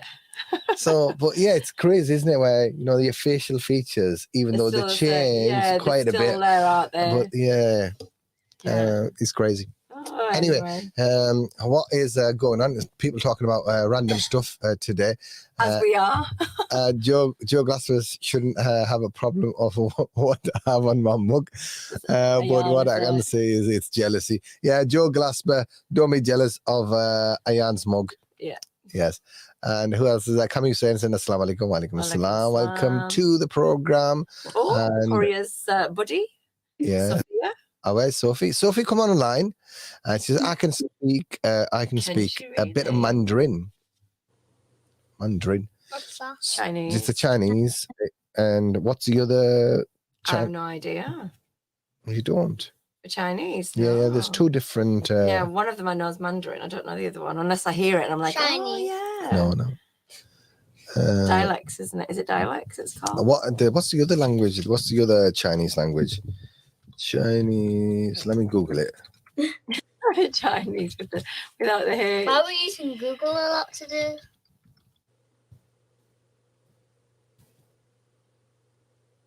I can't even type. It's all right. Google will figure out what you've written. Mandarin, England Standard Chinese. What's that? Pekingese. I can't pronounce that. That was Peking Villa. There used to be a restaurant called Peking Villa, didn't it? Yeah, they did. I don't know if it's still around. We're just trying to find out what the languages are since Chinese has popped up as one of the Cantonese. Cantonese, yeah, that's it. I don't know where I spotted that. Yeah, Chinese and Cantonese, yeah. And I'm sure there's like hundreds of different. Mandarin, sorry, it was Mandarin and Cantonese, isn't it? Yeah. So, but I'm sure there's different dialects and different variations. Possibly, it's probably the main ones that we know. Yes, indeed. So, let's go back to. Sophie hasn't come up yet, but we're going back to Horia. And Kami Bhai is saying, Idrees Bhai, you are a beauty. Not sure what that's referring to, but obviously you. So thank you, Kami Bhai. You are a beauty as well. And was he there yesterday? Yeah, no. Right. Kami wasn't there. I think he was busy working. Omar Kashif, is it? Omar Kashif is saying, Salam, sorry, I'm late. I can speak French fluently, mashallah. Très bien, très bien. So I hope, I think it's easier than Spanish, and I'm gonna have to speak French in a room with a teacher. So wish me luck. I think it's next month. Oh, is that talking about GCSEs there, maybe? Yes, maybe. Let's go to a caller and see what they're going to say, and see who's there first of all. And let me put a post on this. Hello? Assalamu alaikum. वालेकुम अस्सलाम sir, क्या हाल है? ठीक हैं? खैरियत है राजा साहब, कैसे हैं आप? सर अल्लाह का बड़ा करम शुक्र, अल्हम्दुलिल्लाह। आप सुनाएं? जी अल्हम्दुलिल्लाह, अल्हम्दुलिल्लाह। ये आवाज डबल हो रही है मेरे ख्याल है। डबल हो रही है? हाँ जी। एक मिनट होल्ड करना, इसको मैं फिक्स करता हूँ। अगर एक मिनट। कहाँ जा रहे हैं आप? जी सर, मैं पूछ रहा हूँ आप कहाँ जा रहे हैं? मैं कहीं पर नहीं सर, स्टॉकटन नहीं। अच्छा, आप आवाज कैसी है? जी अभी बेहतर हो गई। फिर आती है वो मेरी, मैं जो बोल रहा हूँ ना वही वापस आ रही है मुझे। अच्छा, आपको अपनी आवाज वापस आ रही है? हाँ जी। और अभी बेहतर हो गई। अभी बेहतर, अभी नहीं आ रही। ओके, माशाल्लाह माशाल्लाह, that's good। चलो ठीक हो गया सिलसिला। तो राज साहब क्या कहना चाहते हैं? माशाल्लाह बड़ा अच्छा प्रोग्राम चल रहा है जनाब। पहले तो आपके रोजे ठीक जा रहे हैं माशाल्लाह। अब तो हम जो है वो आखिरी लम्हे पर हैं। रोजे तो एक या दो रह गए, शायद दो। तो इंशाल्लाह अल्हम्दुलिल्लाह ठीक। रमजान बहुत अच्छा गुजरा। आपका कैसा गुजरा? अल्हम्दुलिल्लाह, शुक्र अल्हम्दुलिल्लाह। और आप लोगों के साथ तो बहुत ही अच्छा इस साल गुजरा है। माशाल्लाह। तो राज साहब, आप पहली बार हमें ज्वाइन कर रहे हैं इस रमजान के। आप कहाँ से हैं कि आपने कहा था कि पहली बार आपने हमारी ट्रांसमिशन में पार्ट लिया? सर मैं फर्स्ट टाइम आपको ज्वाइन किया है पहले साल, और मैं पहले था स्पेन, बार्सिलोना। अच्छा, माशाल्लाह। मैं 17 साल बार्सिलोना में रहा हूँ, और मुझे यहाँ पर 9 साल इधर हो गए मुझे। अच्छा, माशाल्लाह। और आपका मतलब जो है ना, मेरे पास पहले गाड़ी थी पुरानी, उसमें आपका ये नहीं, हाँ, सिग्नल शायद नहीं आता। जी सिग्नल नहीं कैच करता। अब अल्लाह ताला ने जनाब नई गाड़ी दी है, तो उसमें सुभान अल्लाह, आपके साथ बहुत मजा आया है। इंशाल्लाह अगले साल रमजान दौरान शायद DAB पर भी हो, तो डिजिटल क्वालिटी में आएगा, तो हम कोशिश कर रहे हैं। तो इंशाल्लाह जिंदगी रही तो जनाब इससे ज्यादा मजा आएगा जनाब। जी। स्पेन से कहाँ? मैड्रिड में होते थे? किस जगह पर स्पेन से आए? नहीं, बार्सिलोना आपने कहा था। अच्छा। तो हमारे वो दूसरे साथी हैं, ये आजाद तंदूरी और दूसरा फिश एंड चिप्स, कौन सी है वहाँ? मुश्ताक भाई की फैमिली कुछ वहाँ भी है। हाँ जी, मुश्ताक भाई जनाब वहीं से, और ये मेरे बाद आए हैं स्पेन में ना। मैं इनसे पहले आया था और ये मेरे बाद आए थे। अच्छा, स्पेन में पाकिस्तानी कम्युनिटी काफी तादाद में है कि क्या सिचुएशन वहाँ? सर जब मैं आया था ना, मैं तो वो यंग में गया था, मैं 16 साल की एज में गया था। पाकिस्तान से? जी सर, मैं स्पेन की बात कर रहा हूँ। जब हम गए थे उस टाइम 4 या 5 हम पाकिस्तान बार्सिलोना में थे बस। अच्छा। और वहाँ पर हम लोग 4-5 बंदे इकट्ठे बैठ नहीं सकते थे, रिस्ट्रिक्शन होती थी, मस्जिद कुछ भी नहीं थी, तो बड़ी सख्ती हुआ करती थी उस जमाने में। क्योंकि स्पेन में अभी भी सख्ती है, क्योंकि वो तारिक बिन ज़ियाद हुकूमत की हुई है ना, तो वो अभी भी उससे थोड़ा सा जो है ना वो डरते हैं। जी। मतलब वो अभी तो उस तरह वैसे नहीं रहा, लेकिन उस जमाने में वो कहते थे 4 से 5 बंदे इकट्ठे नहीं बैठ सकते, क्योंकि जहादी तंजीमें उस टाइम बड़ी थी ना, वो अलकायदा हो गई और दूसरी हो गई। जी तो उस जमाने में ये बड़े लोग डरते थे कि 4 बंदे आप लोग बैठ गए ना तो आप लोगों ने हमें तबाह कर देने। जी जी, तो काफी पाबंदियां थी उस वक्त। जी जी जी। तो अब कुछ हालात बेहतर हुए हैं अल्हम्दुलिल्लाह। जी अभी तो माशाल्लाह अब तो बहुत चेंज हो गया सर। उस जमाने की बात करोगे, उस जमाने में वो बकरियां लेके जाया करते तो अब तो वो सिस्टम ही खत्म हो गया ना। वहाँ चरवाहे होते थे। ये बार्सिलोना सर जो है ना ओलंपिक के बाद जो है ना ये आया है, इसको पता लगा लोगों को कि बार्सिलोना भी स्पेन भी कोई मुल्क है। जी जी जी, बस जब जी जी ऐसी टूर्नामेंट होती है तो बस इंफ्रास्ट्रक्चर के बहुत प्रोजेक्ट आते हैं, फिर टूरिज्म की शुरू हो जाती है। तो अभी तो आपको ये बताऊं कि मुझे 17 साल में एक दिन भी नहीं पता लगा कि मैं पाकिस्तान में हूँ कि बार्सिलोना में हूँ, क्योंकि वेदर और खाने शाने सब सेम, वेदर के लिहाज से बिल्कुल दूसरा पाकिस्तान है माशाल्लाह। जी जी। और इधर आने का मसला ये था कि बच्चे वहाँ पर इस्लामिक बड़ा मसला था ना, तो इनकी जो है ना उनके लिए जो है ना मुझे मूव करना पड़ा, ताकि वहाँ पर घर भी है और जॉब भी ठीक थी। मैं वेटर था, वेटर को वहाँ पर स्पेनिश में कमारेरो कहते हैं। तो हर चीज जो है ना वो इस तरह बाइंड अप की और इनको लेके इधर आ गए। लेकिन नो डाउट अभी यहाँ पर भी ठीक चल रहा है, अभी काफी टाइम हो गया यहाँ पर भी। तो आप तो स्पेनिश काफी फ्लुएंटली बोलते होंगे तो सर वो लैंग्वेज की बात हो रही थी सर, मैं 7 प्रॉपर लैंग्वेज बोलता हूँ, 7। माशाल्लाह माशाल्लाह। तो मैंने ये मैं आपको बताऊं कि नोटिस किया जब हम लास्ट ईयर टर्की गए थे, वहाँ भी जो एनिमेशन टीम होती है, जो वेटर वगैरह होते हैं काम करते हैं, वो काफ़ी ज़बानें बोलते हैं, रशियन भी बोलते हैं, जर्मन, फ्रेंच, तो तकरीबन 7-8 लैंग्वेजेस बोलते हैं वो भी फ्लुएंटली। और स्पेन में यही था, 1-2 बार मेरा जाना हुआ। तो मजे की बात जी जी मजे की बात ये, सॉरी आपकी कतक मैं माफी चाहता हूँ कि मैंने ये सारी जुबानें जो है स्कूल में नहीं सीखी, ये बोल के सीखी हैं। जी जी, क्योंकि हमारे पास टाइम तो इतना था नहीं सर। एक मिडिल क्लास फैमिली से जब बंदा जाता है तो अगर वो पढ़ने बैठ जाएगा तो फिर वो कमाई किधर से करेगा। नहीं, जब आपको बोलनी पड़ती है ना तो उसी वक्त आपको ज़बान पिकअप करते हैं। वैसे स्कूल कॉलेज में बस इतना जो सिचुएशन में होते हैं ना, जिस कंट्री में जाते हैं तो आपको मजबूरन जब बोलनी पड़ती है तो फिर थोड़ा आसानी हो जाती है और जल्दी पिकअप कर लेते हैं। बिल्कुल बिल्कुल सर, इसी तरह मतलब जो है ना ये प्रॉपर 7 लैंग्वेज, इससे फिर वो मेरी जो सीवी बनी होती थी ना, वो मुझे जॉब बड़ी जल्दी मिल जाती थी कि 7 लैंग्वेज को प्रॉपर आती हैं। नहीं, ये एक बहुत बड़ी बात है, क्योंकि जो लैंग्वेज होती है ना एक मीन्स ऑफ कम्युनिकेशन। सो अगर आप सर्विस इंडस्ट्री में काम करते हैं तो ये आपके लिए एक प्लस पॉइंट होता है ना, क्योंकि अगर आप डिफरेंट ज़बान बोल सकते हैं तो कस्टमर सर्विस के लिए ये तो बहुत अच्छा होता है। हाँ, क्योंकि सर यहाँ पर भी मैंने हॉस्पिटल में और पुलिस वालों के लिए जो है ना, ये कोई स्पेनिश हो, कोई इटालियन हो, कोई कतलान हो, ये कतलान एक सूबा है ना, ये 7 लैंग्वेज मैंने दी हुई है। ये फी सबीलिल्लाह मैं फ्री उनकी जो है वो ट्रांसलेशन करता हूँ। माशाल्लाह माशाल्लाह। ये मैंने उनको बताया हुआ एनी टाइम कि आपको कोई भी मसला हो आप मुझसे कांटेक्ट करें, मैं आपके लिए एनी टाइम हाजिर हूँ। That's very nice of you. बहुत अच्छा काम करते हैं। लोग यहाँ पर चार्ज करते हैं, ताकि मुझे वो कहते हैं साहब चार्ज किया करें। मैंने कहा नहीं, ये फी सबीलिल्लाह रखा हुआ है हमने, ये चार्ज नहीं इसका करना, क्योंकि अल्लाह ताला ने दिमाग दिया है, अल्लाह ताला ने ये ट्रांसफर किया है, तो इसको आगे फी सबीलिल्लाह चलाएंगे जब तक जिंदगी है। बहुत अच्छा मैसेज है भाई। तो Raj Saab speaks 6-7 languages. If you speak any more languages than that, do get involved in the program. We talk randomly about languages, but mashallah, Raj Saab, आपसे बात करके बहुत खुशी हुई है। दोबारा इंशाल्लाह हमारे 1-2 दिन ट्रांसमिशंस के हैं तो जरूर हिस्सा लेना प्रोग्राम में। जी सर, थैंक यू, अपना ख्याल रखिएगा। बहुत खुशी हुई जनाब, और सबको अस्सलाम वालेकुम। वालेकुम अस्सलाम, वालेकुम अस्सलाम।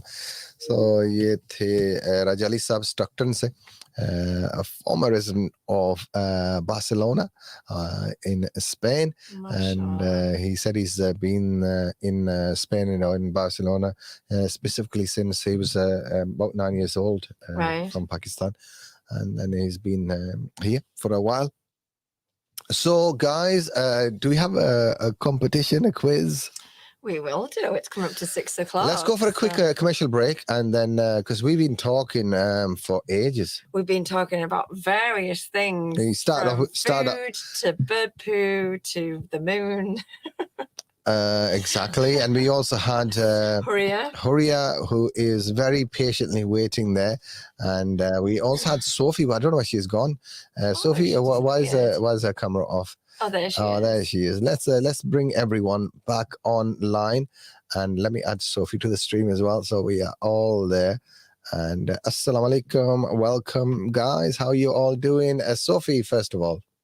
Walaikum assalam. Alhamdulillah, I'm fine, thank you. I hope everyone else is okay. You know, Sophie, you were sat near Huria, but you know, you're facing the other way. Yeah, I didn't see you. So, You've and walked in front of our table and like everything. I know, because I was looking at a couple of other people that I wanted to interview. So I think when I was there, and then there was only 10 minutes left because before the iftar. So I thought I'd give you the opportunity to just to have a chat with you today. And you girls have been doing an amazing job on Kids Corner. And so what's your experience has been like both to the event yesterday, but also just listening to Kids Corner and being part of Kids Corner, Sophie? It's been amazing. Like I appreciate everyone at the studio and radio, because especially like Huria, Uncle Idrees, and Auntie Shema just like giving quality content and having us on the program, and thanks to Huria as well for letting me go on the program, because without her we wouldn't be here. And how much have you paid Sophie to say quality content? Because I think that description doesn't reflect what's been broadcasted on air. I mean, No, I understand what you're saying. She's been listening to my program in the morning. And I thought she was talking about this program. I'm going to say this is not quality content. Everything. Maybe she was referring to Good Morning Ramadan. Maybe. So yeah, thank you for your kind words, Sophie, and it was great to have you at the dinner. Hope you enjoyed the food. Thank you. And I did. Next time bring one of your parents with you. Yeah, inshallah. Yeah, inshallah. So I think it's been enjoyable without their parents. Maybe she didn't want to bring her parents. Maybe she just said, chill with my friends today. Exactly. And Huria, did you bring a parent as well? Yeah, I brought my dad. Oh, okay. And your dad sponsored one of the competitions at Smooth Print as well. So Ayan is one of the winners, and he's got his face on his mug. Yeah. So good luck to Ayan as well in the draw for the Xbox. What did he win? What did he win? He won the. Oh no! No, that wasn't on Drivetime. Oh yes, good. Can't be making exceptions. No, I can't. So John Glasper was asking earlier on. Yeah. So because there was like Natki Mefel that run competitions, so the Xbox is exclusively for Drivetime competition winners. Definitely. So I'm sorry about that. So and Huria, I'm gonna say goodbye to you. Allah Hafiz, and also. You're welcome. And Sophie, this might be the last time we hear you on Ramadan live. Maybe you'll ring in again on a competition, but on the video call, what would you like to say to our listeners and viewers before you go? Well, you put me on the spot now again. You can say Eid Mubarak. Yeah, Eid Mubarak, everyone. And thanks for the lovely comments that you've been sending in for me and Huria and Medina. They've been really nice. And hopefully everyone will have a good year. Thank you. Till next year, Ramadan, and hopefully everyone will have a good Eid as well. Do you think the trio, you three, will have a program growing even on your YouTube channel, or has Huria given that one up?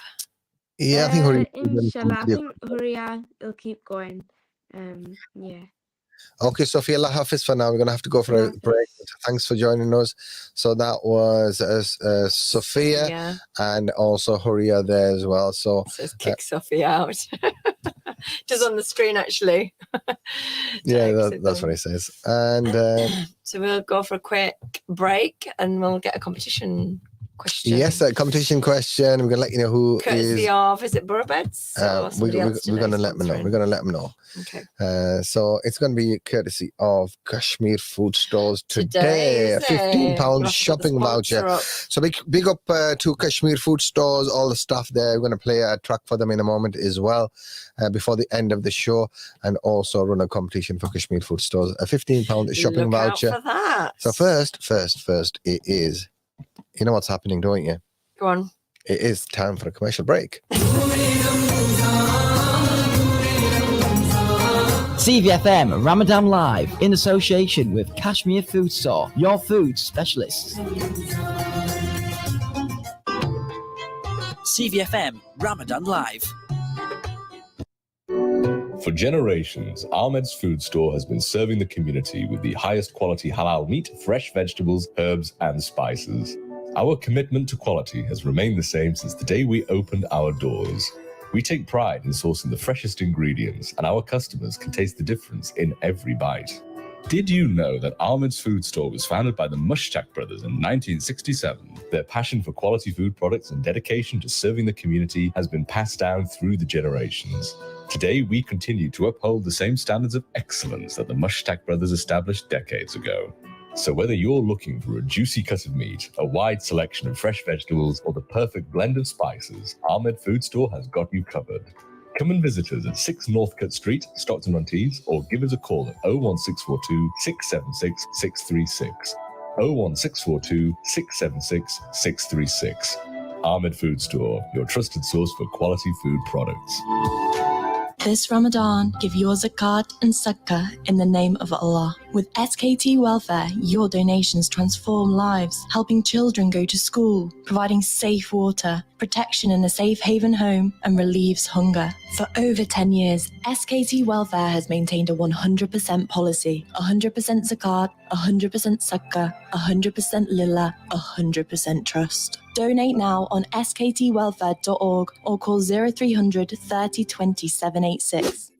Hello, Ellie here. Let me introduce you to Smoothprint. Whether you need business cards, brochures for your startups, or posters to announce your grand opening, perhaps design a logo to further promote your business, we can do it all and much more in a record time and at affordable prices. Smoothprint is your local professional design and print business specializing in shop signage and vehicle graphics. Our team of professional graphic designers will ensure that your corporate image and values are shown in a memorable, charming way, while the state-of-the-art digital printing technology we use will impress your business partners and potential customers and will add to your competitive edge. Smoothprint. Telephone 01642 688 400 or order online at www.smoothprint.co.uk. Celebrate Ramadan with Dubai Restaurant. We are excited to announce our special offer of a 20% discount on all orders during this holy month. Dubai is the home of Peri Delicious Halal steaks and fresh barbecue, including burgers, lamb, ribs, and more. Enjoy our unique blend of South African spices and Southwest European heat at an even more affordable price. Don't miss out on this amazing Ramadan offer. Come visit us at Boho 6, Unit 1, Station Street, Middlesbrough, TS1 1ST, or call us on 01642 959 967. That's 01642 959 967 to learn more. Dubai, where every meal is a celebration. Naseem, जब भी मैं आपके घर पर आती हूँ तुम्हारा carpet देखकर बहुत अफसोस होता है। क्या करूँ परवीन जी, उस दिन मैं कारपेट स्टोर पे गई थी, वहाँ की प्राइसेस को देखकर मुझे रोना आ गया था। बड़े स्टोरों की छोड़ो और ये रोना धोना बंद करो। बरो कारपेट, जहाँ आपको अच्छा कारपेट बहुत ही सस्ते रेट में मिलेगा। Don't pay big chain store prices. Choose Borough Carpets. Free fitting, free underlay, and free home samples visit. Super thick luxury carpets on sale now. Lots of colours to choose from. Your local independent discount retailer. Borough Carpets, 131 to 133 Park Lane, Middlesbrough. Telephone 01642 688 786. Borough Carpets, giving you the red carpet welcome. Burgerlicious, the unmistakable taste of flame grilled burgers right here in Middlesbrough. Burgerlicious offers tasty, affordable, made-to-order food sourced in the UK using local suppliers. We specialise in smash burgers, not just any burgers, but Angus, prime beef fillet, matured for days, as well as tasty chicken and fish burgers with options for vegans and vegetarians too. So why not get the real taste of mouth-watering food in a relaxed burger bar in the heart of Middlesbrough? It's not just delicious, it's Burgerlicious, and it's open 7 days a week at 242 Linthorpe Road, Middlesbrough. Call us on 01642 051 315 or visit www.theburgerlicious.co.uk to see our menu and place an order. Also, why not complete your dining experience with a visit to Chailicious, specialising in authentic Karak and Kashmiri chai teas and hot and cold desserts. Burgerlicious, home to the #1 smash burger specialist in the Northeast. इस रमजान कहाँ से मिलेगा ताज़ा cold chicken, फल और सब्जियाँ? आटा, चावल, दालें और तमाम मसाला जात, बेकरी का सामान, फ्रोजन फूड और किचन का तमाम सामान। There is only one destination for your food shopping this Ramadan. Kashmir Food Stores. Visit us today at 115 Abingdon Road, Middlesbrough. Telephone 01642 242426. Kashmir Food Store, your food specialist. The station that lives and loves Ramadan. This is 104.5 CVFM Ramadan Live.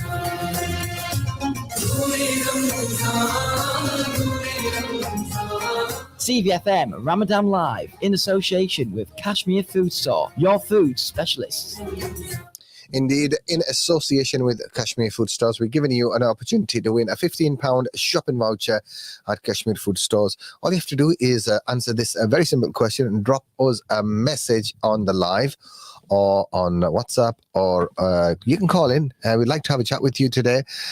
We've been doing a lot of talking today, so it'll be nice to have a chat with you. To see some new callers. You know, we get a lot messaging in on social media. It'd be nice to hear from them. So the question is... So the question I've got is, Assalamu alaikum, I wanted to know if I'm entered into the Xbox competition. Who's that? Sister Rabina. I think she's the one that won. She won first prize, didn't she, in one of the competitions? She won the doorbell, I believe. So yeah, you've been entered into you will be entered. So we'll give you all the details. We'll give everyone a number on Friday. Yeah, we need to check through all the names to make sure we've got them. Inshallah. So I'm going to do the last program on Friday, and then inshallah we'll do the draw. So 01642688104 if you'd like to take part. The question is, what are you courtesy of Kashmir Food Stores? And the question is, what is the night prayer in Islam called? Is it A, Taraweeh? Is it B, Isha? Or C, Tahajjud? What is the name given to the night prayer in Islam? Is it A, Taraweeh? Is it B, Isha? Or is it C, Tahajjud? 01642688104. If you know the answer, long either. If you got the answer, if you know the answer, minutes. 15 minutes. 15 minutes. There you 15 minutes, and get your answers coming in. And callers get priority. You never know. Lately, callers have been. We had a few people that were callers winning lately, so. You never know. You could be lucky caller. Lucky caller. You want to be the lucky caller? 01642688104. So the question one more time is, what is the night prayer called? Is it Taraweeh? Is it Isha? Or is it Tahajjud? 01642688104. Are the answers rolling in? So let's go to... WhatsApp or social media? Which one are you doing first? We're going to go to some comments while we're waiting. So, salam. I think we did some of those comments, didn't we? Yes, yes. I think I didn't do this one. You did, actually. I think I done that one. I done that one. Yeah, we did that long one as well. So, what's Salim Balaban saying? It's very tiny writing, but salam, sorry I'm late. Do you possibly? No, and either is yes or no. Friday or Saturday. We'll let you know. Yes or no? No, not yet. We'll go to a caller and see who's there. Hello, assalamu alaikum. अस्सलाम वालेकुम sir आपका question जो है ना समझ नहीं आ रहा बच्चे भी कह रहे हैं वो दोबारा आप जो है ना उस पे बोलें कुछ नहीं समझ आ रहा वो आपकी मेरा आवाज वहां से ब्रेक दोनों दफा हो गई है अच्छा चलो दोबारा क्वेश्चन देते हैं You're gonna have to translate now. Yeah, the question is what is the night prayer called? Is it Tarawih, is it Isha, or is it Tahajjud? A night prayer try. All right, sir. Thank you. Okay, I thought you Jazakallah. were do it in your first language. Translate in your first language. No, that was my second language. Hello, assalamu alaikum.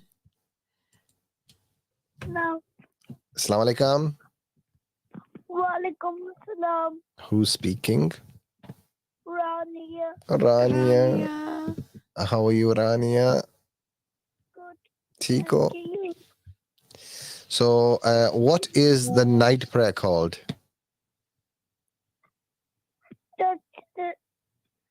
Oh, I think she's nearly there.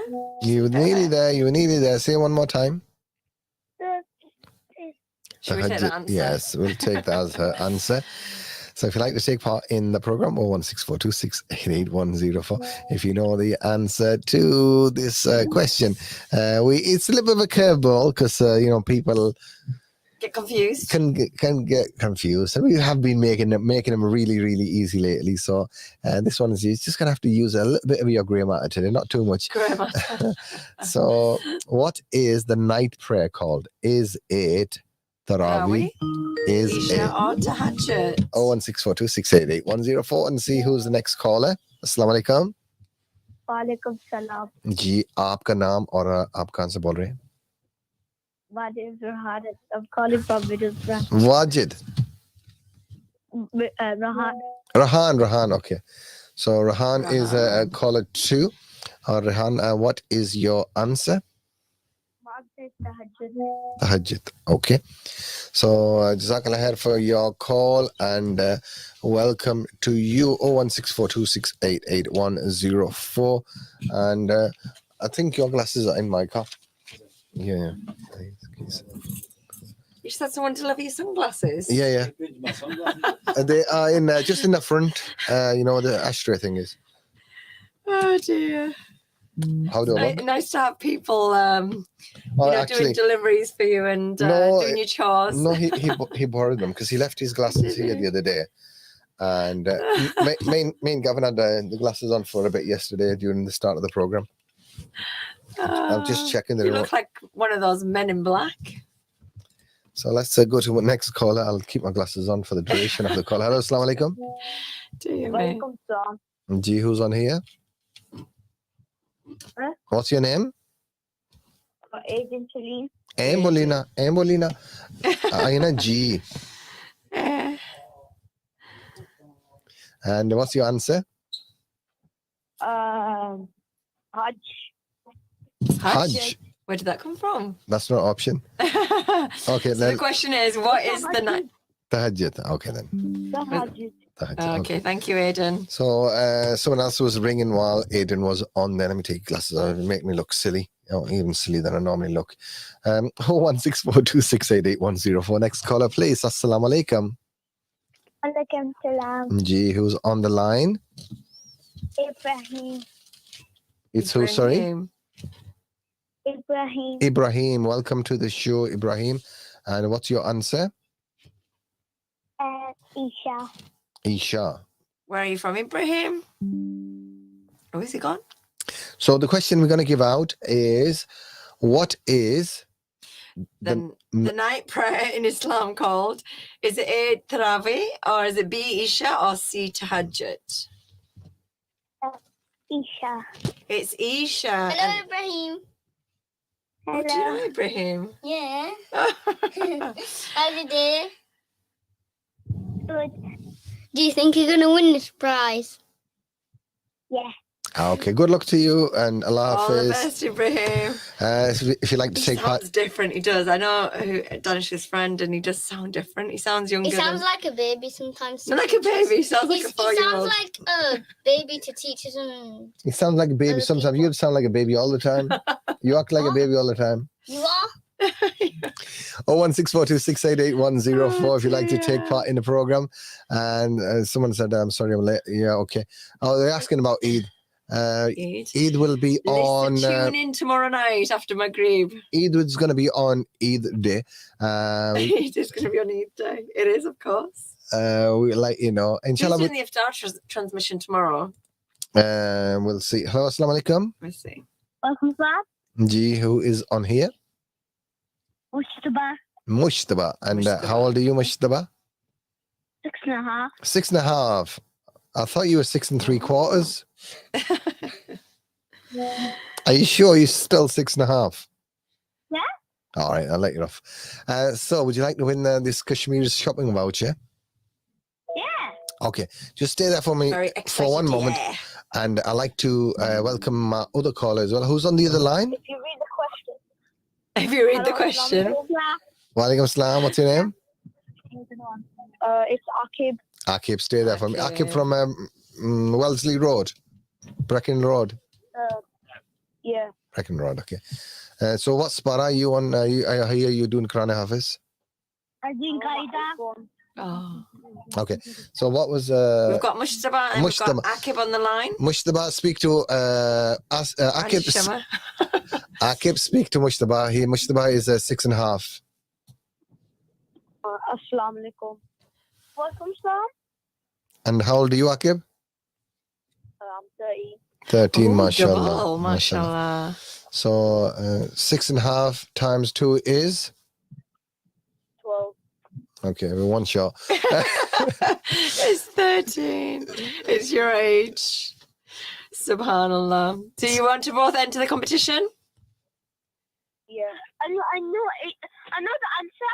Do you know the answer? Very excited, Mushtaba. Mushtaba, who Mushtaba really wants to who win. is 6.5, and Akib was 13. The answer is Isha. The answer is Isha. Isha. Okay. Okay. And Akib, are you going to concur? Are you going to agree with Mushtaba? Are you going to give a different answer? Yeah. I agree. Do you want to read out the question again? I'll read out the question again. You can choose. You can change your mind before the end of the call. You might be wrong. You might be right. I'm not saying. But give I'll me repeat the question. What is the night prayer in Islam called? And you can confer with anybody in the background there. Is it Tarawih, Isha, or Tahajjud? In Ramadan, it's Tarawih, but in Islam, normally it's Isha. Okay. Are you going to go for the same answer, Mushtaba, or a different one? Yeah. Okay. To do that one. What's the different one? We gave you 3 options. We gave you 3 options: A, B, or C. Tarawih, Isha, or Tahajjud? No, B. Oh, it's still gone for B. B. Okay. Okay, thank you very much for your calls. Allah Hafiz we've to got both of you. a mixture of answers there. A few people have gone for Tahajjud, and our last couple of callers went for Isha. So, who else is there on the chat? Assalamu alaikum. How are you all? We are okay. Love Danish's cute haircut, mashallah. Don't be stroking Danish's ego. No, mashallah, he does have a nice haircut. Good, well done. So he's getting ready for Eid. And who else is getting ready for Eid? Maybe I'm next caller. Hello, assalamu alaikum. Hello, you on the air? What's your name? I'm Rian. Oh, Rian. I'm Rian. Oh, you are Rian. And would you like to win this voucher for Kashmir food stores? Yeah. How old are you, Rian?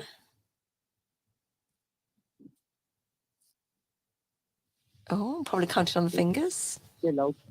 Yeah. What's the answer, Rihan? Rian. Ravi. Tarawih. Okay. Thanks for your answer. Thank you for your answer. So thank you for taking part in the program. The question is, what is the night prayer call in Islam? Is it Tarawih? Is it Isha? Or is it Tahajjud? Yeah, listen to the question carefully. 01642688104. So if you'd like to get on the air and take part, we are giving you a £15 shopping voucher if your number comes out in the random draw. Definitely. And entry into the Xbox. John Brown is here. John Brown is saying next year maybe Burabeds could sponsor a PS4, but honestly, would appreciate they sponsor an Xbox this year. Got the Xbox for now. God loves a try. Yes, why not? Maybe we can ask Borough Beds and Furniture, see if it can sponsor an Xbox for next year. Yes, definitely. We'll try to bring you an Xbox for next year, and we'll see what happens. Salam, what is the question? You know the question. The answer is Teddy and Mo Salah. Is that from Blue Ninja? Blue Ninja. And they've got their answer there. Okay, that's from social media. And Salam, Uncle Idrees and Shema. Got about 5 minutes left, not 15. Okay, answer is Maliha. Ayan is saying C. Oh, Ayan, Maliha hasn't said anything there. So Ayan on Facebook, no, YouTube. Yeah. Maliha Hussain on YouTube is saying C. Oh, she has. Huria Ahmed is saying Tahajjud. Huria Ahmed. Lima is saying C. Lima. John Brown is saying C. John Brown. And who else is there? Who else is there? Hasnain Nadeem is my answer is Tahajjud. Hasnain Nadeem. Sierra is saying Salaam alaikum, how are you? Alaikum salam. Sophie Hussain is saying Tahajjud. Sophia Hussain, okay. Mm-hmm. Who's next? Hold it right there. We're going to go to another caller and see who's there. Hello, Assalamu alaikum. Walaikum salam. Gee, what's your name? What's your answer? Khadija, and my answer is C. Khadija. Thanks for your call. Thank you for calling. We're running Khadija. really short of time now. Yeah. Sasha Khan, she's on YouTube saying C. Sasha Khan. Let's go to a caller and see who's there. Hello, Assalamu alaikum. अस्सलाम वालेकुम। जी वालेकुम सलाम। Sir क्या हाल है, ठीक है? सवाल की समझ आई है कि नहीं? जी रिपीट करिए, बच्चे भी सुने, मैं आगे ये बच्चे बात करेंगे आपसे। अच्छा अच्छा। So the question is, what is the night prayer in Islam called? Is it Tarawih? Is it Isha? Or is it Tahajjud? जरूर सुन लिए सवाल।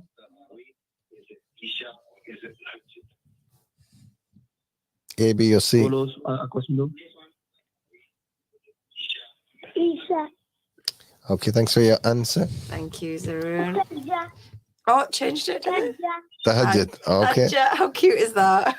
Right, last minute. Okay, we're going to have to go because we've got another 2 callers waiting. Okay.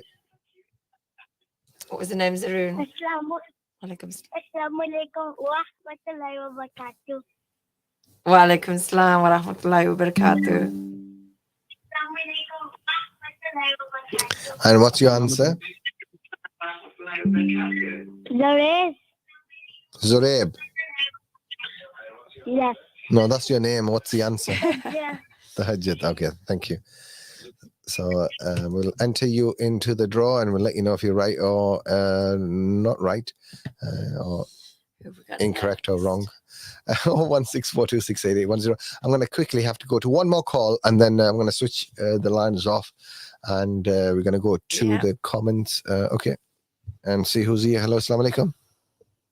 Walaikum salam. What's your name? Where are you calling from? I call from Middlesbrough. My name is Maria Salim. Maria, how are you doing today? You okay? Yeah, I'm good. Alhamdulillah. What's your answer? Isha. Isha. Okay. Isha. Okay. Thank you for your call. Allah Hafiz. So 01642688104 was the number. We're not taking any more calls now. We're just going to go to the chat quickly. Have we got Sasha Khan? That was the last one that you gave me. Yeah. Sierra? Sierra, I've got Sierra. You mentioned Sierra. Mahnur Khan? No, I have now Mahnur Khan. No, she's saying, Salam, it's a long message. Fayaz Ahmed. She's not giving the message. Maybe Manur has entered as well and says Huria TV. Yes. Okay. Huria TV. Zain Ali. Adnan. Assalamu alaikum, Adnan. Welcome to you. Hope you're well. Oh, loads of messages. I know. I think is that Rafiq after Adnan. Yes. And I've got loads of WhatsApp messages to go through as well. You know, we literally Might as well take a break and take those right through. Literally have 2 minutes. Let's do the break. So yeah, we don't we'll do that now. And then I'll rattle through all the names that have entered. Okay, guys, we're gonna switch off the comments now, And we're going to go to a commercial break. After the break, we'll announce the winner. Don't go anywhere. On 104.5 FM, online and via the free mobile app, this is CVFM Ramadan Live.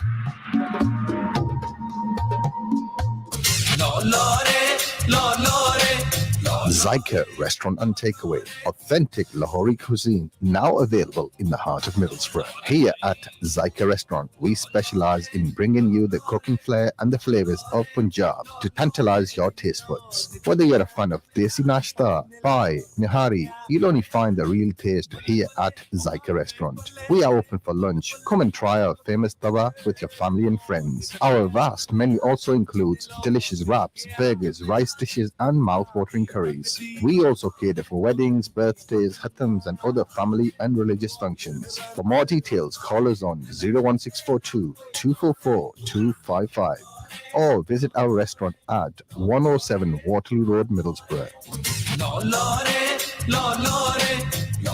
This Ramadan, give your zakat and sadaqah in the name of Allah. With SKT Welfare, your donations transform lives, helping children go to school, providing safe water, protection in a safe haven home, and relieves hunger. For over 10 years, SKT Welfare has maintained a 100% policy, 100% zakat, 100% sadaqah, 100% lillah, 100% trust. Donate now on sktwelfare.org or call 0300 30 20 786. We know how difficult losing a loved one can be. That's why at Rose Memorials, we have experienced and friendly staff who can help you make the important decisions when it comes to memorials and tributes. We make quality, bespoke headstones with superior craftsmanship at competitive prices. We specialise in serving the needs of the Muslim community, offering Quranic verse and prayer engravings on our headstones. Our showrooms are open 6 days a week with a variety of memorials on show, so visit us at Cumberland Road, Middlesbrough, or a branch located at Harrogate Lane, Stockton-on-Tees. You can call us in Middlesbrough on 01642 820 795 or in Stockton on 01642 677 114. Rose Memorials, giving your loved one the memorial they deserve. क्या आप एक काबिल एतमाद और सस्ती mini bus travel service की तलाश में हैं? तो एनी ट्रैवल को खिदमत का मौका दीजिए। एक ही नाम है जिस पर आप भरोसा कर सकते हैं, NE Travel. NE Travel, we offer a wide range of services including airport transfers, group travel and corporate transportation. Our experienced drivers will take you to your destination safely and on time. NE Travel is a minibus travel service that you can trust. Contact NE Travel today on 07966 036686. We look forward to hearing from you. Do you believe that everyone has the right to make their own choices? Do you want to help eliminate forced marriage, honor-based abuse, and female genital mutilation from our society? Then you share the vision of the Halo Project charity. The Halo Project is an award-winning national charity that specializes in supporting Black and minority communities. Our vision is to break the cycle of abuse and empower victims and survivors to make their own choices. The Halo Project has been a lifeline for me. They provided me with support and guidance. I needed to escape an abusive relationship and start a new life. I don't know where I would be without them. Our team of experts is committed to changing attitudes and beliefs for future generations. We believe that everyone has the right to live a life free from violence and abuse. If you or someone you know needs our help, call us on 01642 683 045, or you can visit our website at www.haloproject.org.uk. Together, we can make a difference. Don't be a victim of the silent killer. Manjaro's, the home of fusion food, blending African and Caribbean flavors to offer mouth-watering array of dishes. मनचाहा खाना और लजीज खानों की आला variety सिर्फ Manjaro's पर. This Ramadan, make Manjaro's your go-to iftar option. We have all your favorites, whether it's Waka Waka chicken, Rasta pasta, Manjaro's Pamo, Supreme chicken, or the delicious lamb chops. Call and collect from our restaurant, telephone Middlesbrough 60 50 60, or check out manjaros.co.uk. मेरी आपकी हम सबकी पसंद Manjaro's. आपके पाँव बहुत हसीन हैं, इनको जमीन पर मत रखिएगा, मैले हो जाएंगे। अच्छा अगर है इतना ही ख्याल तो ले चलो ना बोरो कारपेट्स एंड बेड्स के पास जो है कारपेट्स और बेड्स में बेमिसाल जिनके शाना कारपेट्स एंड दीदा जेब फर्नीचर आपके घर का नक्शा ही बदल देंगे पूरे मिल्सबरा में घूम लीजिए लेकिन आखिर क्वालिटी और कीमत हमसे बेहतर आपको कहीं और नहीं मिलेगी Boro carpets and beds 131 park lane मिडलsbrough telephone 01642 688 786 You're listening to CVFM Ramadan Live.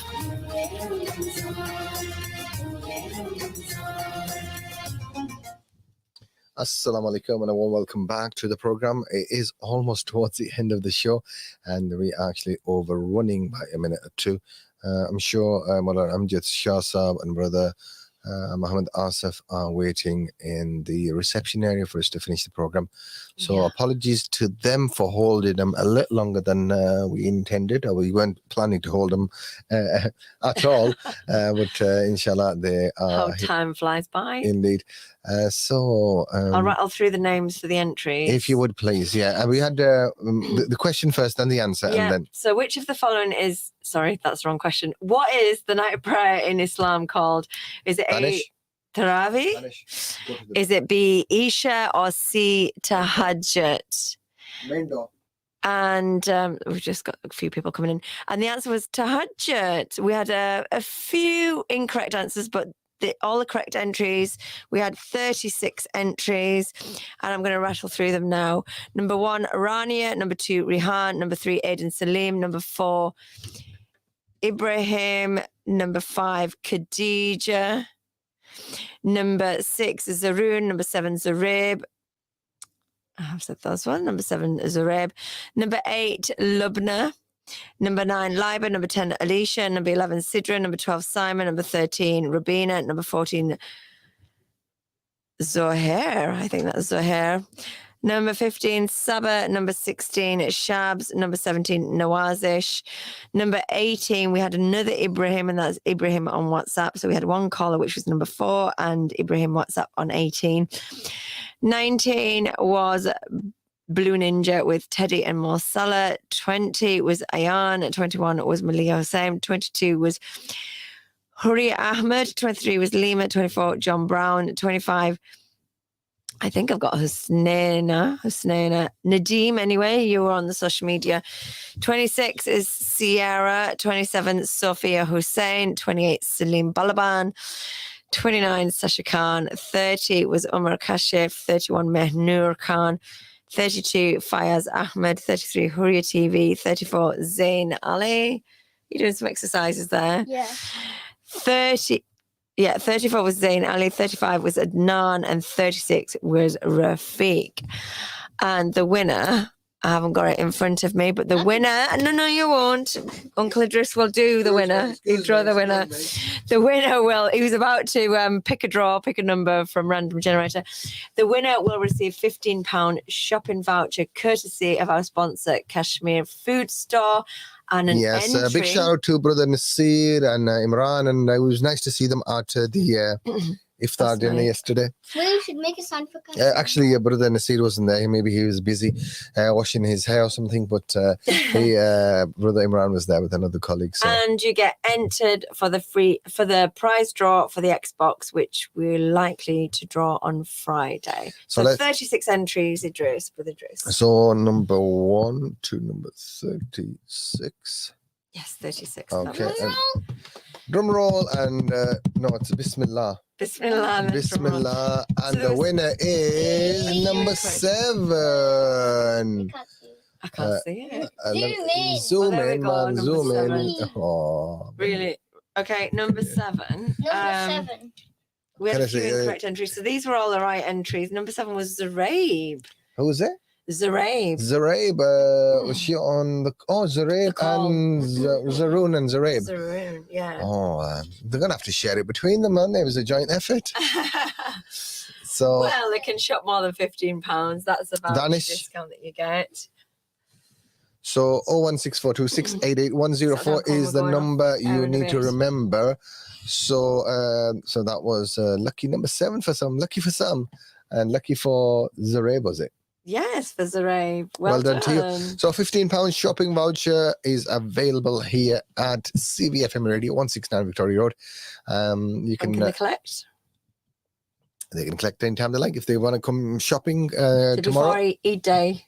Yeah. If you want to come Pick it up tomorrow, before Eid Day. just drop us a message, give us a ring. You know our number. If you Is there any outstanding vouchers people haven't collected? I'm sure there is.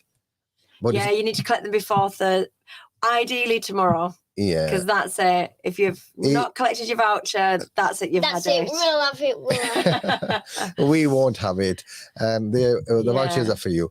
Just doing it for Ramadan. Yeah, there's a one that is outstanding, and that's partly my fault. Who's and that? that was for Friday's fish and chips. Oh, okay. Well, I guess you can. I need to sort that out. Honor that one for if it gets a bit late after. Yeah, no, Ramadan. inshallah, we'll sort it out for tomorrow. The majority of them, all of them actually, is to collect during Ramadan because it's a Ramadan competition on Drivetime. Exactly. So even if you've collected your voucher and you've not collected your food, now's the time before Friday. Yeah, don't be coming going back 2 months later and say, "Oh, here's a Ramadan voucher." It doesn't work like that. That chicken would have flown away. Yeah. Or the parmo. So yeah, if you have the vouchers, please try to redeem them during Ramadan or straight after. Don't be hanging on to them and going months later because. Better for tomorrow, and I think the latest might be Friday. So yeah. And someone's going to win the Xbox on Friday. I know, exciting. I might be in on Friday. I'm not here tomorrow. Exciting. Did he do that on purpose? No, I didn't. Oh. Stop. I'll leave the jokes to you in Danish. Knock knock. Who's there? Bald. No, that wasn't a joke. We didn't know what was coming. That wasn't a joke. 01642. Danny's been cheeky again, but I'll let him off. We've got the next presenter. We've got Iftar Transmission coming in. They are coming in very shortly, and time for us to go to a break then and say goodbye. Raja Sajid and Cersei. Okay, too late now, Raja Sajid. Yeah, we closed the lines and we did check there wasn't any entries after. Yes, and but I think he put a wrong entry in anyway earlier on. Yes. So yeah, it was a little bit of we wanted to make it a little bit more difficult because the options we gave you, like it's quite night prayer, Isha, Tarawih, they're all in the night time, aren't they? Yeah, but Tahajjud. Yeah, Tahajjud was the correct answer, but those ones are done in the night time, but they're not classed as night prayers. Tarawih and Isha, they're not classed as night prayers. So yeah, so Tahajjud, and you're meant to. I think wake up an hour or 2 hours before Fajr, and that is the time that your prayers are likely to be heard by Allah subhanahu wa ta'ala because everybody's asleep and he likes your efforts. So anybody who's been waking for Tahajjud or been staying up after Tarawih, inshallah, may your prayers be answered. Ameen. Inshallah. And I did say I was going to play a track for Kashmir food stores, and Have they requested one? Or I really like that Sami Yusuf one of Allah's names, 99 names. Okay, let's play. It's very spiritual, and it's very spiritual. Yeah, spiritual. Is that the right word? I suppose spirituality. You feel spiritually connected with Allah's 99 names. So 99 names. It's in his new album, isn't it? Ramadan 2023 album. Do you remember we went to his concert? Yeah, many years. I think it was in the earlier years of CVFM Ramadan. Yeah, was it Wembley Arena? Yeah, and we took Sonia and Sari. They were little then, weren't they? Sonia and Sarah, yeah, they were were they 12 or 16? Yeah. They're both married now, aren't they? Sonia is both are married, and Sarah's got she's got a child. She's a mum herself. 3-4 year old. I think I've got her on Facebook, and mashallah, she's got a. Mashallah. They grow up so fast. Yeah, they do. Too fast. And yours were little. They went as well, didn't they? To some Yusuf's concert. Yeah. You only had 2 then, though, wasn't it? At Clark? No, what's his name? You're all just 2. They went. Yeah. Yeah. Sam Yusuf. So. Are you doing that one? The 99 Names of Allah? I don't know. Pick one that you. You said it's new. That one's from... Oh, he might have redone it, but it's from his new album, though. Ramadan 2023. I'm going to say this You one. might have a different version of it previously. But that's from the Ramadan 2023 album. You can get that on YouTube, or if you've got Spotify, you can get the album on Spotify. I didn't realise CVFM is on Spotify. It is. Is that right? Yeah, with some of our other shows are on there. Maybe we can Some put... broadcasts, some podcasts. Yeah. So I don't think we're going to put Drive Time on there. Who would want to listen? Some of the interesting podcasts. Who would want to listen to Drive Time again?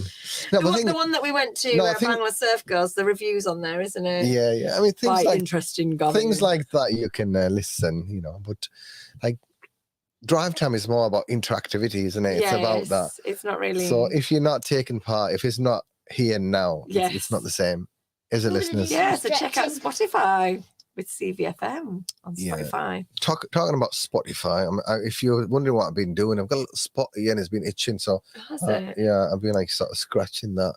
And I just realised the camera. Probably your detox from Ramadan. I don't know. I think it might have been the lack of sleep. I only got 3 hours. I only got 3 hours. I couldn't go back to sleep after Fajr yesterday. I was waiting for the iftar transmission. Are they sat in their car? No, I think they'll be listening to us. I think they've decided to go back home. Have they? Yeah. Is the man coming in today? No, I think you're going to have to stay and commence iftar transmission in a moment. They don't message you? Oh, then we're going to get iftar. No, we're going to get iftar. I'm going home. So there's the next track lined up. I am trying. Oh, is that iftar transmission ringing you? No, I think it is one of the mayoral candidates. So let's go to our next track, and then we'll be back again after these in these messages. CVFM Ramadan Live.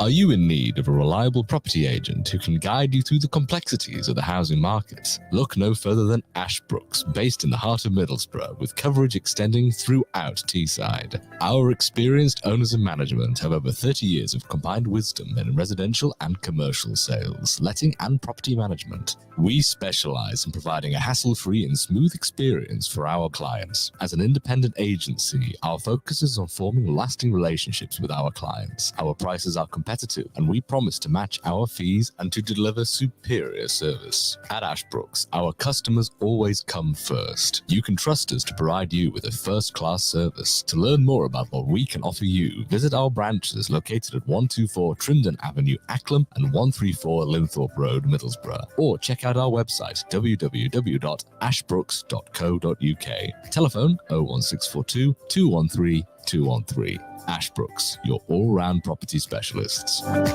This Ramadan, give your zakat and sadaqah in the name of Allah. With SKT Welfare, your donations transform lives, helping children go to school, providing safe water, protection in a safe haven home, and relieves hunger. For over 10 years, SKT Welfare has maintained a 100% policy, 100% zakat, 100% sadaqah, 100% lillah, 100% trust. Donate now on sktwelfare.org or call 0300 30 20 786. वतन Continental food store, जिसके मचे हैं हर तरफ शोर।